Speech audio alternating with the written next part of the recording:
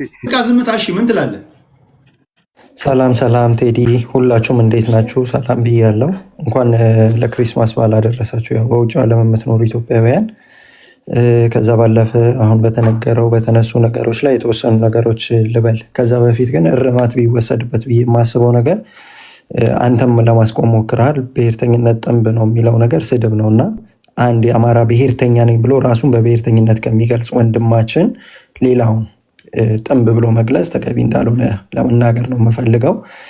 ኢትዮጵያዊ ነኝ ብለው መነሳት ራሱ የዜግነት ፖለቲካው ራሱ ብሔርተኝነት ነው በነገራችን ላይ፣ እሱንም መረዳቱ አስፈላጊ ነው። ከዛ ባለፈ የሚነሱ ነገሮችን ወደ ማንሳት ልለፍ። አንተም አንድ የመሬትን ጉዳይ ያነሳከው ነገር አለ፣ አንቀጽ 43 ላይ ያለውን ነገር ግን ወደ አንቀጽ 46 እና ወደ አንቀጽ 51 እና 52 የምንሄድ ከሆነ ደግሞ ከዚህ ጋር የሚጣረዙ አንዳንድ ነገሮች አሉ። 51 ላይ መሬትን በተመለከተ ህጎች ይወጣሉ ይላል። 52 ላይ ደግሞ ለክልሎች የመሬትን የሚያስተዳድሩበትን ጉዳይና ከፌዴራል መንግስት ጋር በተያያዘ የሚሰሩበትን ነገር አስቀምጦት ነው ያለው። አንቀጾቹን ማንሳት ካስፈለገን ያው ንዑስ አንቀጾቹን እያነሳን ማየት እንችላለን ማለት ነው። ያው በነገራችን ላይ ህገ መንግስቱን ሳነሳ እኔ ሁሉም የህገ መንግስቱ አካል ወይም አንቀጽ ልክ ነው ወይም ልክ አይደለም ብዬም አይደለም። ልክ የሆኑ አሉ፣ የሚሻሻሉ ወይም መሻሻል ያለባቸው ደግሞ በህዝቦች ፍላጎት መሻሻል አለባቸው ብዬ የማምን ሰው ነኝ። ነገር ግን እዚሁ ህገ መንግስት ላይ የምናነሳ ከሆነ አንቀጽ 51 ንዑስ ቁጥር 5 ላይ የመሬት የተፈጥሮ ሀብትና የታሪክ ቅርሶችን አጠቃቀም ጥበቃን በተመለከተ ህግ ይወጣል ይላል። አግኝተከዋል? ያ ከዛ አንቀጽ 52 ላይ ደግሞ የክልሎች ስልጣንን የሚያነሳበት ቦታ ላይ የመሬት የተፈጥሮ ሀብትና የታሪክ ቅርሶች አጠቃቀምና ጥበቃን በተመለከተ ህግ ያወጣል። እሺ ህግ ይወጣል ይላል። የሚወጣ ህግ አለ ማለት ነው። ያ ህግ ደግሞ ክልሎች ጋር ስትሄድ ደግሞ ክልሎች መሬትን በተመለከተ የሚያወጡት ህግ እንዳለ ደግሞ አንቀጽ 52 ላይ በስርዓት ያስቀምጣል ማለት ነው። ኤኒዌይስ ማለት የምፈልገው ምንድነው መሰለህ፣ እሱ ስለመሆኑ እኮ አንድም ቦታ ላይ ልታመጣልኝ አትችልም። እሱን ደግሞ ወደ አንቀጽ 46 ስትመለስ አንቀጽ 46 ላይ ምን ያነሳላል? ከአንቀጽ 46 እስከ አንቀጽ 48 ስትሄድ ምን ያነሳላል? የአከላለል ወሰንን ያነሳላል። ክልሎች የአከላለል ወሰንን የማስተዳደር ወሰንን ያነሳላል ማለት ነው። ህዝቦች አሉ። ህዝቦች እስኪ አንዱ ጥቀስልኝ። ለምሳሌ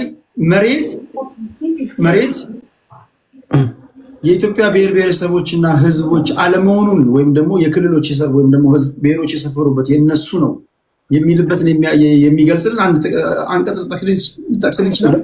አይ አልችልልህም። ምክንያቱም እኔም እንደዛ አይደለም እያልኩ ያለሁት። ክልሎች ህዝቦች አሉ አይደለም? መሬቱ የህዝቦች ነው ይባላል። እነዛ ህዝቦች የሚተዳደሩበት ክልል አለ። ያንን ክልል ደግሞ የሚያስተዳድር የክልል ብሔራዊ መንግስት አለ። ለዛ የክልል ብሔራዊ መንግስት ደግሞ ስልጣን ተሰጥቶታል። ያ ክልል ደግሞ ሲዋቀር በዜጎች አሰፋፈር፣ ቋንቋ፣ ባህል መሰረት የተደረገ ነው ይልሃል አንቀጽ 46 ጋር ስትሄድ ማለት ነው። ያ እኮ ይሄ ዋናው ምንድነው? ይሄ መሬት የኢትዮጵያ ብሔር ብሔረሰቦችና ህዝቦች የጋራ ሀብት መሆኑን አይክድም። እኔም የጋራ ሀብት ነው። ነገር ግን ደግሞ የጋራ ሀብት ሲሆን ሁሉም በክልሉ ላይ በሚያስተዳድረው በአስተዳደር ወሰን ውስጥ ተጠያቂነት፣ ኃላፊነት እንዲሁም ደግሞ የማስተዳደር ግዴታ አለበት ነው እያልኩ ያለሁት። እሱ ልክ ነው። እኔ የመሬት ባለቤትነትን ጉዳይ በተመለከተ ነው ቅድም። ያው አንተ የገለጽከውን ነገር ምናልባት አንዳንድ ሰዎች በባለቤትነት ክልል የሚያስተዳድረው እንደሆነ ሳይረዱት እንዳያልፉ ስለፈለግኩኝ ነው ማንሳት የፈለግኩትኝ ማለት ነው። እሱን ካነሳውኝ በኋላ ሌላው ማንሳት የምፈልገው ነገር ምንድነው መሰለ፣ ይህን ረሃብ በተመለከተ 3 አካላትን ተጠያቂ ማድረግ እፈልጋለሁ። እኔ የመጀመሪያው የኢትዮጵያ ፌዴራላዊ ዲሞክራሲያዊ መንግስትን፣ በመቀጠል የትግራይ ጊዜያዊ አስተዳደርን፣ ሶስተኛው ደግሞ የአማራ ክልል መንግስትን። 3ቱን ተጠያቂ የማደርግበትን ምክንያት በኦርደር ላስቀምጥ፣ ምናልባት ሰዓት ከበቃኝ። የመጀመሪያው ይሄ ረሃብ ሰው ሰራሽ ረሃብ ነው። ሰው ሰራሽ ድርቅ ነው። የተፈጥሮ አይደለም። በጦርነት ምክንያት የተከሰተ ነው። ዜጎች ከቀያቸው በመፈናቀላቸው ምክንያት የተከሰተ ነው። ያ አንድ ክልል ላይ ብቻ አይደለም፣ መላው ሀገሪቱ ክፍል ላይ ስፔሻሊ ጦርነት የሚካሄድባቸው አካባቢዎች ላይ በስፋት የሚካሄድ ነገር ነው። ኦሮሚያ ክልል ማንሳት ትችላለህ። ብዙ ሺህ ተፈናቃዮች ዛሬም ድረስ ወደ ቀያቸው አልተመለሱም በጦርነት ምክንያት። አማራ ክልል እንዲሁም ደግሞ ትግራይ ክልል። እንግዲህ እነዚህ ነገሮች በጦርነት ነው የተነሱት ካልን ለጦርነቱ ባለቤት የምናደርግለት አንድ አካል አለ። አማራ ክልል፣ ትግራይ ክልል እና ኦሮሚያ ክልል የሚደረጉ ጦርነቶች ከፌዴራል መንግስት ጋር የሚደረጉ ጦርነቶች ናቸው። እነዛን ጦርነቶች በሰላም የመፍታት ፍላጎት ስለሌለውና ጦርነት ስልጣኑን እድሜውን ማራዘሚያው አድርጎ እንደ አንድ ስትራቴጂ የሚጠቀም መንግስት ስለሆነ ጦርነትን ማቆም ባለመቻሉ ዜጎች በረሃብ፣ በመፈናቀል፣ በመሰደድ እንዲሁም ደግሞ በሰብአዊ መብት ጥሰት እየተሰቃዩ ነው። ስለዚህ የፌዴራል መንግስት በመጀመሪያ ደረጃ ይህን ተጠያቂ ይሆናል። ከዛ በመቀጠል የክልል መንግስታት የየራሳቸው ኃላፊነት አለባቸው። የትግራይ ክልል ህዝቦቹ እዚህ ደረጃ እስኪደርሱ ድረስ ዝም ማለት አልነበረበትም። በመጀመሪያ ደረጃ አንድ። ሁለተኛ ደረጃ ደግሞ ለፖለቲካ ፍጆታ ነው ህዝቦቹን እያዋሏቸው ያለው። የትግራይ ክልልም የፌዴራል መንግስትም ለፖለቲካ ነው የሚጠቀሙባቸው እንጂ በትክክል የደረሰባቸውን ችግር ለመቅረፍ ቋሚ የሆነ መፍትሄ ለመስጠት አይደለም እየሰሩ ያሉት። በዚህ ብዙ ሺህ ህዝቦች እንደ ቅጠል እየረገፉ ነው። ብዙ ሺህ ሰዎች እየታመሙ ነው። ብዙ ሺህ ሰዎች መድኃኒት እነሱ ጋር መድረስ እየቻለ አይደለም። ሺዎች የምለው ነገር እንደው በአንድ ክልል ስር ወስነው ነው። አጠቃላይ አስቸኳይ የምግብ እርዳታ በአሁኑ ሰዓት ኢትዮጵያ ውስጥ ወደ 7 ሚሊዮን ህዝብ ይፈልጋል። የተባበሩት መንግስታት ያወጣው የባለፈው ዓመት ሪፖርት ላይ ማለት ነው። ትምህርትን በተመለከተ ትምህርት ያቋረጡ ተማሪዎች፣ የተዘጉ ትምህርት ቤቶች ምናምን በዚህ ጦርነቶች የምታነሳቸው ብዙዎች አሉ ማለት ነው። የአማራ ክልልንም በተመለከተ የምታነሳው ከሆነ በመጀመሪያ ደረጃ ትግራይ ክልል ላይ በተደረገ ጦርነት መንገድ በመዝጋት ዜጎች ጋር በቂ አቅርቦት እንዳይደርስ፣ ምግብ እንዳይደርስ፣ እንዲሁም ደግሞ ነዳጅ እንዳይደርስ የተለያዩ ነገሮችን በማድረግ እዛ አካባቢ ላይ አሉታዊ ተጽዕኖ እንዲደርስ ፈጥሯል። ከዛም ባለፈ አሁንም ደግሞ የድንበር ወይም የወሰን ክርክር መሀላቸው ላይ ስላለ ያንን ነገር በሰላማዊ መንገድ ወይንም በድርድር ለህዝቡ ቅድሚያ መስጠት ባለመቻላቸው የራሳቸውን ጥቅምና የፖለቲካ ፍጆታ በማሰብ አሁንም ያ ህዝብ በረሃብ እንዲቀጣ እየፈረዱበት ነው ያለው። ለእኔ በመጀመሪያ ደረጃ ዜጎች ናቸው ተርበው ያሉት። እነዛ ዜጎች ከዛ ረሃብ በዘላቂነት ነው መውጣት ያለባቸው። ይሄ ጊዜያዊ ድጋፍ አይደለም። አሁን ላይ የሚደረግ የቲክቶክ የገንዘብ የማሰባሰብ ምናምን ሂደት ለጊዜው ምናልባት የተወሰነ ነገር ሊሸፍን ይችላል፣ ግን ዘላቂ አይሆንም።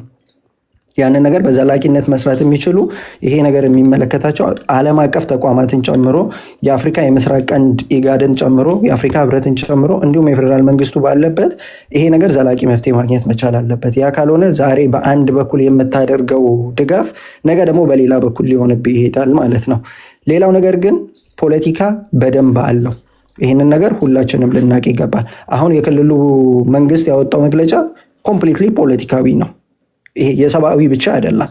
ሌሎች 45 የእርዳታ ጣቢያዎች አሉ ሲል መንግስት በትክክል ወደ ዲዲአር ይወስደናል። በነገራችን ላይ የፕሪቶሪያው ስምምነት አንዱ ተፈናቃዮችን ወደ ቀያቸው መመለስ፣ በጦርነት የተጎዱ ቀዮችን መልሶ ማልማት ምናምን የሚሉ ነጥቦች አሏቸው። ያንን ነገር መንግስት አላደረገልንም ወደሚል ነው የሚሄደው። እነዚህ ነገሮች ቀጣይ ወደ ምንድን ነው የሚወስደን ብለህ የምታስብ ከሆነ ከዚህ ከረሃብ ዜና በኋላ የሚቀጥል ጦርነት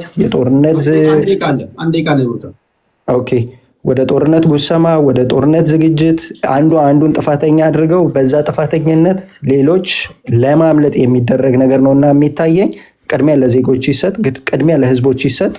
መደረስ ወዳለበት ቦታዎች ሁሉ ተደርሶ ዘላቂ የሆነ ተፈናቃዮችን ወደ ነበሩበት ቦታ የመመለስ አርሰው እንዲበሉ ሰርተው እንዲበሉ ጦርነትን ማቆም፣ ከዛ በኋላ የፖለቲካዊ ስምምነት ተደርጎ ለህዝቡ ሰላም ማስፈን አስፈላጊ ነው ብዬ አስባለሁ። ቀጣዩን በሚቀጥለው ምዕራፍ እቀጥላለሁ። እኔ በተለይ ተከታዩ ያላችሁ ቲክቶከሮች ወንድማዊ ምክር ልንገራችሁ፣ በጣም በጥንቃቄ ተመላለሱ። ከዚህም ከዛም የእሳት እራት እንዳትሆኑ ጥንቃቄ አድርጉ። አንዳንድ ጊዜ ጭብጨባው፣ ጀግንነቱ፣ ውዳሴው ሲበዛ አደጋ ሊፈጠርም ይችላል በህይወታችሁ ላይ። ጥንቃቄ እያደረጋችሁ፣ በተረፈ በጣም የምትመክሯቸው ሰዎች እየመከራችኋቸው ጥንቃቄ እያደረጉ እንዲጓዙ አድርጓቸው። እስካሁን ባለው ሁኔታ የፌዴራል መንግስት ሰዎች አሁን ታደሰ ወረደ እንግዲህ መግለጫ እንትን ያሉት እስካሁን የት እንደነበሩ አላውቅም። የፌዴራል መንግስት ሰዎችም እንደዚሁ መግለጫ ሳወጡ ተቀምጠዋል። እንደምሰሟቸው ሴራ ነው፣ ውሸት ነው፣ የሌለ ነገር ነው የተባለ ባለበት ሰዓት ላይ አንዳንዶቻችሁ በእንግሊዝኛ ነው ፕሮግራም እየሰራችሁ ያላችሁት፣ በውጭ ሀገር ቋንቋ፣ አንዳንዶቻችሁ በወላይትኛ፣ አንዳንዶቻችሁ በትግርኛ፣ አንዳንዶቻችሁ በአማርኛ።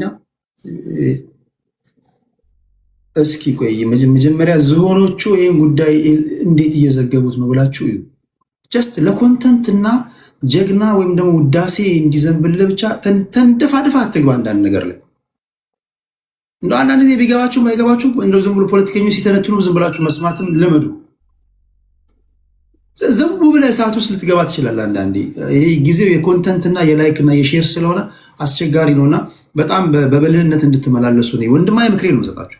የምታደርጉት ነገር ናይቭ ሆናችሁ ነው፣ ምንም ጥያቄ የለውም። በየዋህነት ነው የምታደርጉት። ፖለቲከኞች ግን they don't care። ፖለቲካ ይሰራልኛል ብሎ ካሰበ ናይቭ ነህ ምናምን የእግዚአብሔር ሰው ነህ ምናምን የሚባል ነገር የለም። ፖለቲከኞች ለወጡበት ማህበረሰብ እንኳን አይመለሱም፣ ሊበሉ ይችላሉ። ስለዚህ መጠንቀቅ ያስፈልጋል ማለት ያለው። ከልብ አመሰግናለሁ። እሺ ከቡርቃ ዝምታ በኋላ አሁን የመጨረሻ ዙራችን ላይ ነው ያለነው። እኔ ስለደከመኝ እኔ ጋር ሰዓትም ስለሄደ መተኛዬ ስለሆነ ማለት ነው።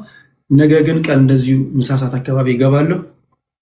አሁን የመጨረሻ አራት ደቂቃ ሰጣችሁና እንደዚሁ እንዳማረብን የተሰናባበትን እንሄዳለን።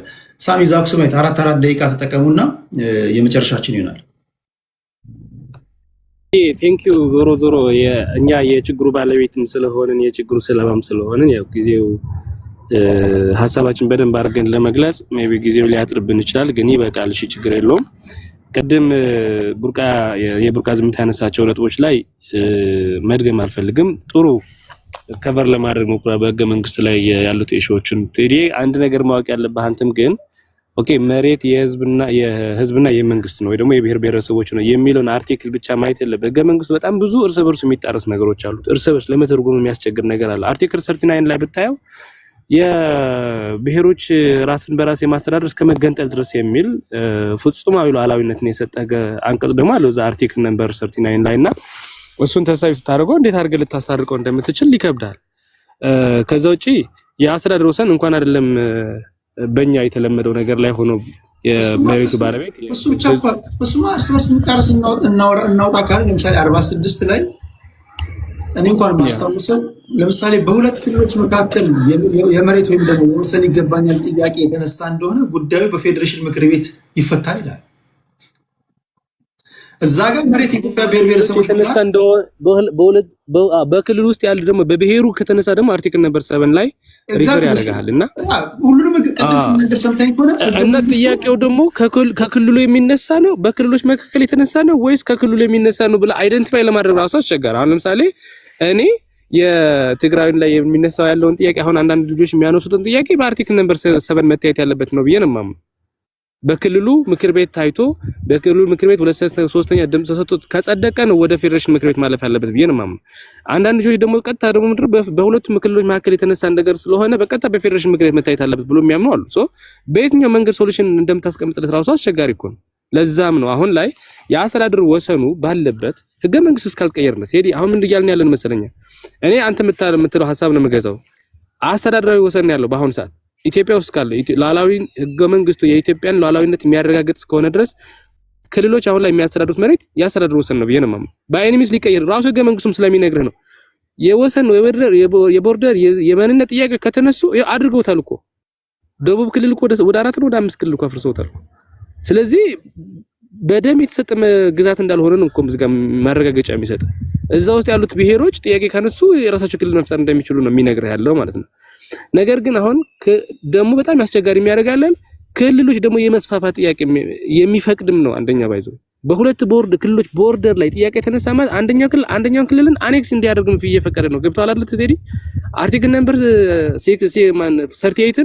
48 አሁን ሳሊ ብዙ አማራ ልጆች የሚኖሩት ነገር ምዕራብ ትግራይ ወልቃይት ሁመራን የማንነት ጥያቄ ነው ሲሉ ወደ አማራ ክልል እናካልለዋለን ነው እያሉ ያሉት። ክልሉን አይደለም የሚጠሉት ያሉት ህገ መንግስቱን ተቀብለው ነገር ግን ኤክስፓንድ ማድረግ ነው የምንፈልገው ነው እያሉ ያሉት። እንዴት አድርገህ ይሄን ተቀበሉ? ስለዚህ ህገ መንግስቱ እየሰራ እስካለ ድረስ በህገ መንግስቱ እየተደረገ ያለ ባለበት ነገር የህዝቡ ጥያቄ መልስ ያገኝና ከዛ በኋላ ህገ መንግስታዊ ማሻሻያውን ካደረገ ኦኬ ይሻሻል ሁሉ የሚቀየር ነው እያልን ያለው ነው። ነጥለ ግን የሆነን ማህበረሰብ በኃይል ሙሉን የኢትዮጵያ መከላከያ ሰራዊት የኤርትራ ሰራዊት ምናምን ሪሶርስ ተጠቅመ መሬቱን በኃይል ከጎበጥከው በኋላ መሬቶችን በኃይል 1983 በኃይል ወስዳቸዋል። አሁን በኃይል ወስደናል ባይዞ ብርሃን ጁላ መሬት የመለስ ጦርነት አይደለም ያካሄድ ነው ብሎ ነበር አይደል? የሚፈልጉትን ነገር ይነግሩና ደግሞ ድጋሜ ለነሱ የፖለቲካ ካልኩሌሽን የሚጠቅማቸው ነገር ሆኖ ከታየ ደግሞ ክልሉ በሆነ ክልል አድርገው ደግሞ ሲጠሩት ታያለ። ይሄ አያዛልቅም ነው፣ ይሄ አያሻግረንም ባይዘው። ህገ መንግስቱም ተግባራ ነገ ጧት አቅም የፈጠረ ጊዜ ሌላ አማራጭ ከተመጣ አሁን ቅድም ጽምዶ ያነሳ ነበር ቴዲ። እኔ ጽምዶን አልደግፍም፣ ግን በጉልበት ለሚያምነው ኃይል ጉልበት ፈጥረ ተጻምደ ያንን ነገር ማስመለስ ግን መብት ነው እንደ መብት ነው የሚቆጥረው ወደዛ ደረጃ ልትሄድ ነው ማለት ነው ይሄንን ለሚያደርገውን ኃይል በየትኛው ሞራል ነው አንተ የምትወቅሰው ስለዚህ ህግና ስርዓት ባለ መንገድ ለመፍታት ነው መሞከርና ያለበት ብዬ ነው ማምነውና ቀደም የብልጽግና ወንድማችን የድንበር ኮሚሽን የተቋቋመው ምናምን ነገር ድንበር ኮሚሽን ማቋቋም ካለበት ህገ መንግስት አሻሽለ አዳዲስ የድንበር አስተዳደራዊ ወሰኖች መትቀየር ከሆነ ነው እንጂ በጦርነት ከያዝከው በኋላ ከመዘ ነዋሪውን ካፈናቀልከው በኋላ በድንበር ኮሚሽን አድርጌ ጉዳይና ያለው ብትል ተገቢ አይደለም ልክ አይደለም ሌላ ጦርነት ነው የሚያወርድ ሰላም የመፈለግ መፍትሄ አይደለም የሚለውን ማየት አለብን ከዚህ ተያይዞ የዓለም መንግስታትም ተቀብሎታል ብሎ ደግሞ የሌለው ሸሲዎች አንዳንድ ጊዜ ቴዲ ክሮስ ቼክ ያደርክ እነዚህ ሆሪዞንታል ኮሽኖች እየጠየቀ የትኛው የዓለም ተቋም ነው እውቅና የሰጠው ብለህ ብትጠይቅልኝ ደስ ይለኝ ነበር አልጠየቅከውም አለፍከውና ወሬውን አስተላልፎ ወረደ ማለት ነውና ይሄ ተገቢ አይደለም ሌላኛው በአክቲቪስት ችግር ለመፍጠር እየተሞከረ ነው ምናምን ብሎ ተናግሮ ነበር የትኞቹ ናቸው አክቲቪስት ባይዞ ወይ እነዚህ ህጻጽ ላይ ሄደው የተፈናቃዮቹን ችግር ያጋለጡት ልጆች አንደኛው የታሰረ ነው እንደዚህ አይነት ሰዎች እንዳሰረ ተብሎ የታሰሩ የነበረ ሰው ነው በትግራይ ጊዜያዊ መንግስት መሰረት ከሚገርም ነገር ቴዲ አላቆምም ብሎ በግድ የህዝቡ ጋር ሄዶ እኔ ራሴ በግሌ ሄጄ አይቼዋለሁ እያልኩ እኮ ነው ያኔ እንትኑ አደጋው በዚህ ልክ አልነበረም 2016 መጀመሪያና 2017 መሃል ላይ ነው የወርኩት እያልኩ ነው በዛ ደረጃ አልነበረም እንጂ አሁን ግን በቀጥታ ኦኬ እሺ ሞሞስ ስለጀመሩ በዚህ አንዴ ቀን ያልከኝ አንዴ አለህ ነው ያልከኝ አቁም ነው ያልከኝ ኦኬ እሺ ስለዚህ በዛ ነገር መታየት አለበትና ፖለቲካው አይደለም ነገር ግን ከተፈጠረ በኋላ ግን ለፖለቲካ ፍጆታ ያዋሉት ነው ትክክል በብልጽግና ወገን ለፖለቲካ እየተጠቀሙት ነው የህወሓት አመራሮችም ለፖለቲካ እየተጠቀሙበት ነው በተቃዋሚ ወገን ያሉትም ለፖለቲካ እየተጠቀሙበት ነው ይሄ ትክክል አይደለም ነገር ግን ረሃቡ የተፈጠረው ግን የፖለቲካ ሰው ሰራሽ ረሃብ መሆን ደግሞ መታወቅ አለበት አሁን ላይ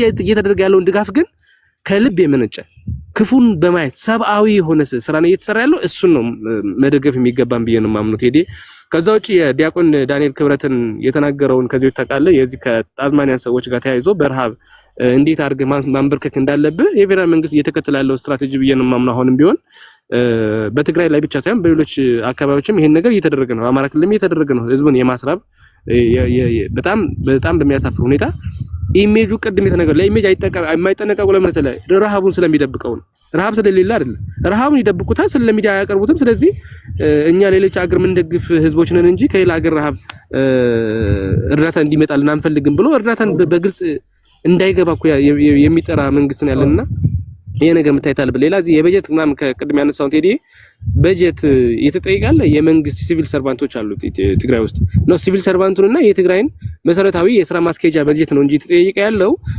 ተፈናቃዩ በበጀት የሚተዳደር አይደለም ተደጋጋሚ እየነገርኩ ያለው እሱን ነው ተፈናቃይ ኢቭን የወርልድ የዩናይትድ ኔሽን ሁማኒታሪያን አሉ የወርልድ ሚሽኖች አሉ የዚህ የአሜሪካ መንግስት አለ እነዚህ ኦኬ በዜና ከበጀት ጋር ተያይዞ ለምሳሌ አሁን የዩኒቨርሲቲ መምህሮች የመንግስት ሰራተኞች ከመንግስት ደሞዝ የሚጠብቁ ሰዎች ዛሬ በግልጽ ስለመራባቸው ከትግራይ አካባቢ ዜናዎችን ተሰማሙ ተደረዋል እሱ ትክክል ነው አዎ ነዋሪው ይራባል ኦፍ ኮርስ እሱ ነው እያልኩ ያለው ስለዚህ መንግስት ከፍተኛ የሆነ ድጋፍ እውነት ለመናገር የትግራይ ህዝብ ይሄ የሚገባው አይደለም ህወሓትንም መቃወም ካለበት የትግራይ ህዝብ እንዲቃወም ካስፈለገም ደግሞ የትግራይ ህዝብ መብትን በማስከበር ተፈናቃዮች ያለባቸውን የረሃብ ችግር ተረድቶ በመፍታት መሆን አለበት የመጨረሻ ንግግር ስለሆነ ቴዲ ያመሰግናለሁ ከዚህ ውጪ ግን የኢትዮጵያ የክልሎች መንግስታት የፌደራል መንግስትን ጨምሮ ጥሪ ላድርግልኝ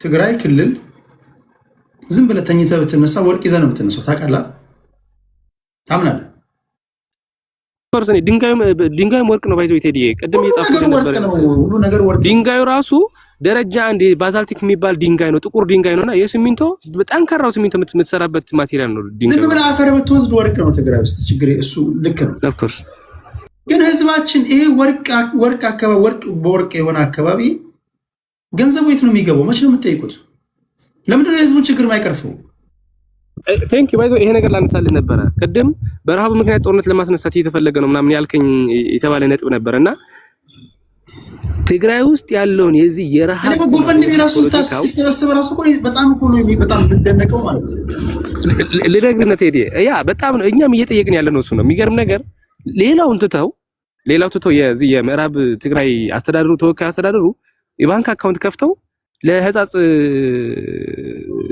በረሃብ ለተጎዱ ወገኖቻችን እርዳታ እንድናደርግ ወደዚህ አካውንት ገንዘባችሁን አስገቡ ብሎ ፖስት አደረገ ከአንድ ሁለት ቀን በፊት ማለት ነው። ቴዲ የትግራይ ተወላጅ የሰጠው መልስ ብታይ ትደነግጣለህ። ሌቦች ነው ያላችሁ በቃ በግልጽ ማለት ነው። መጀመሪያ የወርቅን የዘረፋችሁትን ገንዘብ ህዝቡን እርዱበት። እናንተ በምንም አይነት ገንዘብ ወደ እናንተ ባንክ አናስገባም፣ በቀጥታ ራሳችን ህዝባችን ራሳችን እንደግፋለን ብሎ ሁሉም በየተቻለው መንገድ ተደራጅቶ ህዝቡን እየደገፈ ነው።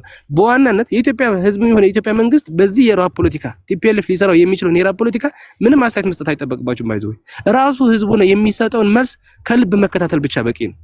እርስ የሚደግፍ አለ ኦፍ ኮርስ ቁማር የሚጫወቱ ሰዎች አሉ። ነገር ግን የተቀረው ይሄ ቲፒኤልኤፍ ሴራ የገባውን የትግራይ ወጣትና የትግራይ ህዝብ ግን በደንብ አድርገው በሚገባቸው ቋንቋ እየመለሰላቸው ስላለ በዚህ ላይ ስጋት አይግባችሁ ለማለት ፈልጋለሁ። የመጨረሻው ጥሪ የሚሆነው ግን ለሁሉም የኢትዮጵያ ብሔር ብሔረሰቦች፣ ለሁሉም የኢትዮጵያ ባለሀብቶች፣ ለኢትዮጵያ የክልል መስተዳድሮች፣ ለሁሉም የኢትዮጵያ የዩኒቨርሲቲ ተቋማቶች፣ የሁሉም የዩኒቨርሲቲ ተማሪዎች ጭምር እኔ ታስታውሳለህ 2004 የህዳሴ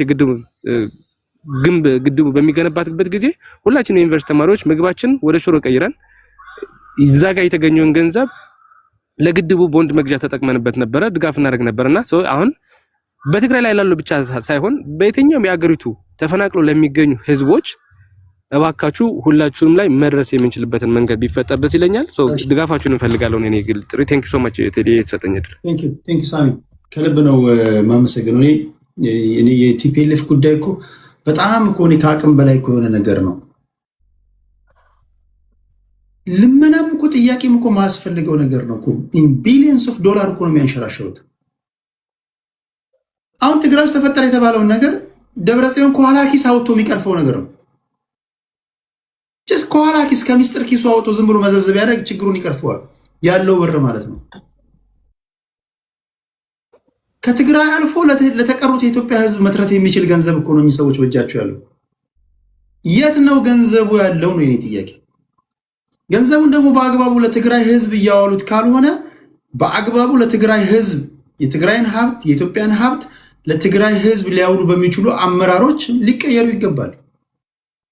አይኑ ይገባኛል። አንዳንዶቻችሁ ከቲፒኤልኤፍ ሰዎች ጋር አንዳንዶች ውሽማ ነሽ፣ አንዳንዱ በዝምድና የተካፈልክን፣ አንዳንድ ወርቅ ስማግል የምታደርግን ማፊያ ድርጅት ውስጥ ያለን። እኔ ስማወራው ስለ አቦይና ስለ አዳይ ነው። እነዚህ ስለተጎዱ እናቶቻችን አባቶቻችን ነው።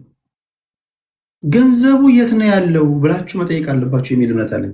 ገንዘቡ ደግሞ እንዳለ ካወቃችሁና እኚህ ሰዎች ለትግራይ ህዝብ እያዋሉት እንዳልሆነ ካወቃችሁ እንደነ ሳሚ ያሉ ሰዎች ክልሉን ማስተዳደር አለባችሁ። አለቀ። የኔ እንትን ይሄ ነው። እስከ መቼ እየለመንን እንኖራለን ጎበዝ? ስንት ወርቅ ላይ ተኝተን ወርቅ ዳቦ ላይ ተኝተን እየለመንን ዘላለማችንን እንኖር እንዴ? ሳሚ ከልብ አመሰግናለሁ። አፍሪካ ዩናይትድ እሺ 5 ደቂቃ አለው እንዴ? አንድ ቴንክ ሳሚ እንደን እኔም ልውረድ ቴዲ ቴንክ ዩ ሶ ማች እንዳትወርድ ቆይ እሺ ቆያለሁ። ስለዚህ ቴዲ ለአንተ ብቻ መልእክት መሰጥ ፕሊዝ ህዝቡን እናድነው፣ መሪዎችን እንጠይቃቸዋለን። ገብቶሃል? ህዝቡን ሳናድነው ክራይሲሱን የፈጠሩት መሪዎች ስለሆኑ ህዝቡ መጠየቅ አይችልም። ስለዚህ ህዝቡን እናድን የመጀመሪያ ፕሮጀክታችን። ኢቭን የፌደራል መንግስትም ለነሱ አጋዥ ነው የሆነው። አሁን ወርቁ ስለሚገባለት በዘረፋ የሚገባለት ወርቅ የሚጠቀመው የፌደራል መንግስት ነው። ስለዚህ የፌደራል መንግስት በአግባቡ ህዝቡ የኛ መሪዎቻችን እንድንጠይቅ እያደረገ አይደለም የሚለውን ነገር መተያዘ ዋናው የችግሩ ፈጣሪም ባለቤትም ስለሆኑ በጋራ ህዝባችን እየበደሉ ያሉት። ቴንክ ዩ ንግዱ ላይ እኮ አብረው ከፌደራል መንግስት ሰዎች ጋር በጋራ ነው የሚሰሩት። አንዳንድ ማሽነሪዎችን እኮ ከሚያስገቡላቸው እነሱ ናቸው። በነገራችን ላይ የተጣሉ ይመስላችኋል እንጂ በጋራ ጉዳዮች ላይ የተደዋወሉ ነው የሚያወሩት። እዚህ የማዕድን ፈቃድ የሚሰጡ ከፌደራል መንግስት ነው የሚያገኙት። ባይዘው ይገዝማው ዝም ብሎ ምስኪኑ ከጠዋት ማታ ትግራይ ጠልነ ስልጤ ጠልነ ይባባላል እንጂ ጋይስ የፌደራል መንግስት ሰዎች እነዚህ ማናጅመንት ላሉ ሰዎች ተናበው ነው የሚሰሩት። ማታ ማታ ውስኪ የሚራጩ ከሆነ ማታ ማታ ውስኪ ይራጫሉ። አንተ እዚህ በባዶ ወደ ዝም ብለህ አማራ ጠልነ አማራን ትሰድባለህ ወይ ኦሮሞን ትሳደባለህ። ምስኪኖች ለራሳቸው ዳቦ ያጡ ሰዎችን ማለት ነው። ቶፕ ደረጃ ላሉ ሰዎች ይናገራሉ እኮ ላሰማ ይችላሉ። ከፌደራል መንግስት ሰዎች ጋር የተደዋወሉ ማሽነሪዎችን ያስገባሉ። ያሳዝናል። ኦኬ ከልብ አመሰግናለሁ ሳሚያችን። አፍሪካ ዩናይትድ ወደ አንተ ልምጣ ወንድሜ።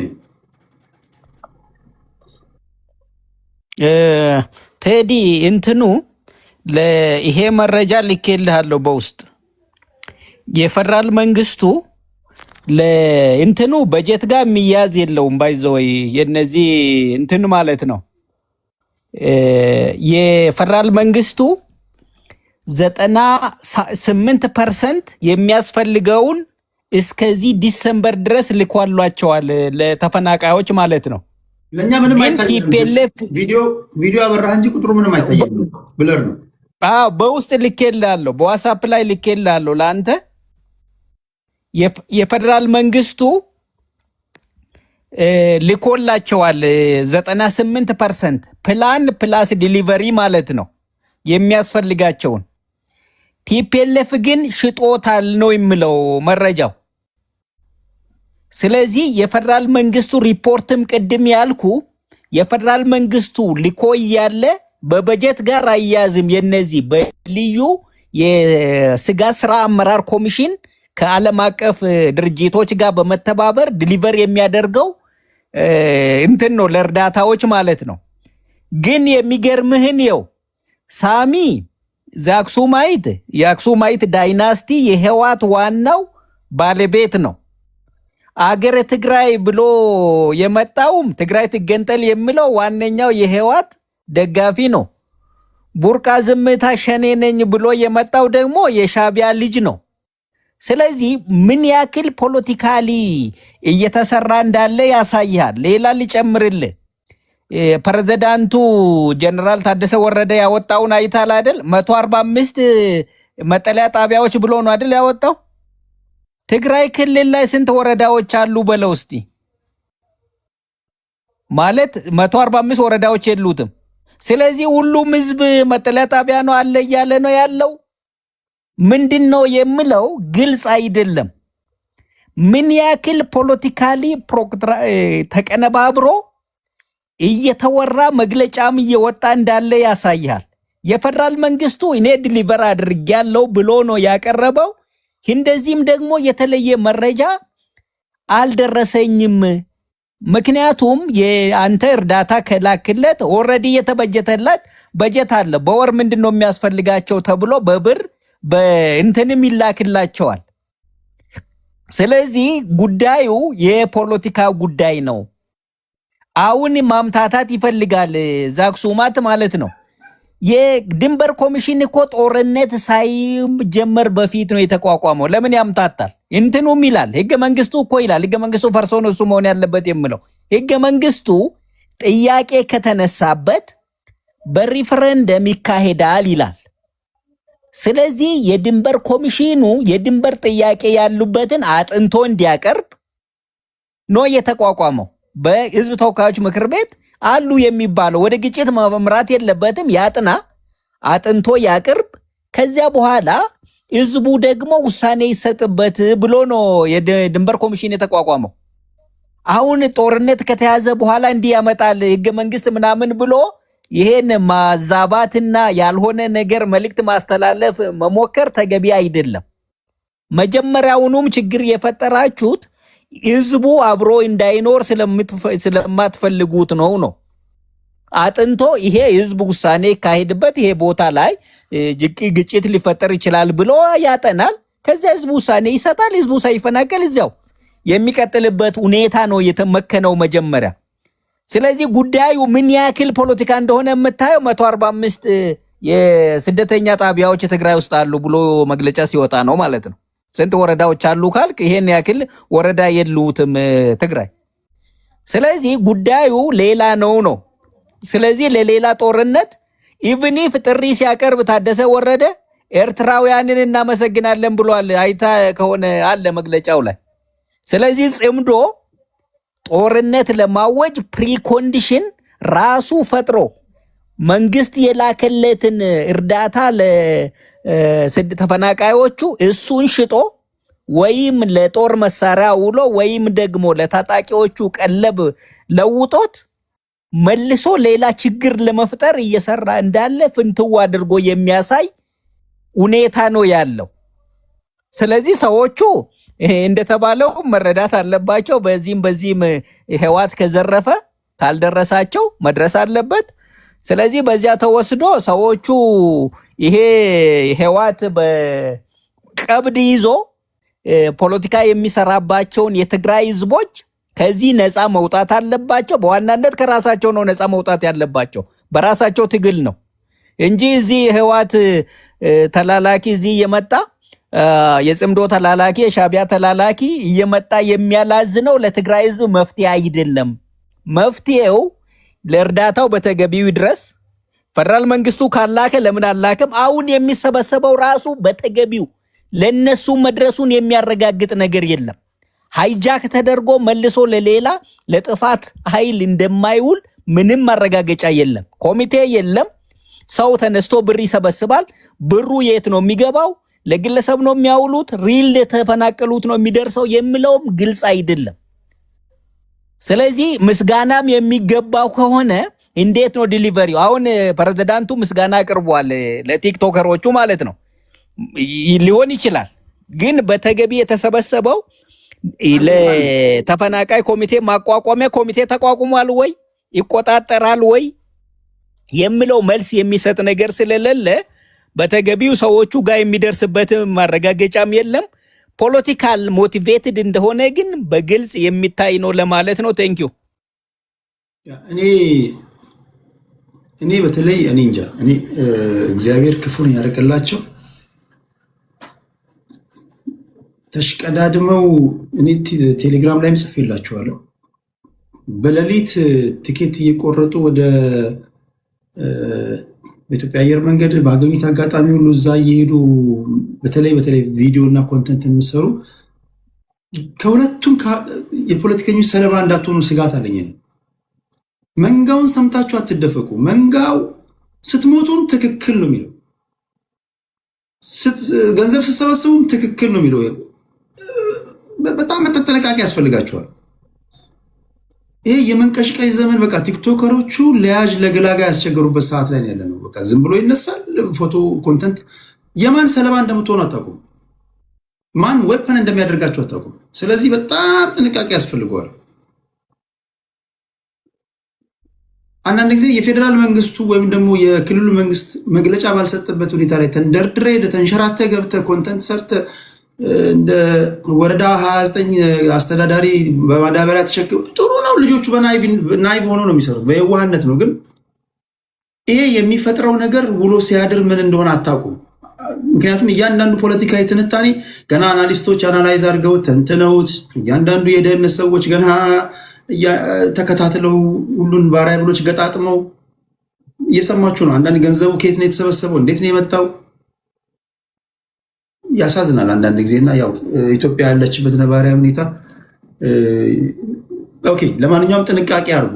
እጅግ ከፍተኛ የሆነ ጥንቃቄ ማድረግን ይጠይቃል። የምታደርጉም ከሆነ በተለይ በኮሚቴ አዋቅራችሁ ይሄ ጀብደኝነት ምናምን ሳይሆን በኮሚቴ ሪስፖንሲቢሊቲ ቼክ ኤንድ ባላንስ ትራንስፓረንሲ ባለው መንገድ ተጠያቂነት ባለው መንገድ ቢያንስ ኃላፊነታችሁን ሼር እያደረጋችሁ በኮሚቴና በቡድን ሆናችሁ ነው እንጂ ዝም ብሎ ደርሶ አንድ የፉክክር ነገር ባታደርጉት ለማለት ያለው። እሺ፣ እየሸተተኝ ያለው ነገር ትክክለኛ ስላልሆነ ማለት ነው። መንጋውን አትስሙ። ቴንክ ዩ። ከአፍሪካ ዩናይትድ ቀጥሎ ወደ አይ ቲንክ አዲስ ታይምስ ነው ኡኖ አማራ እኔ ነኝ ቴዲ።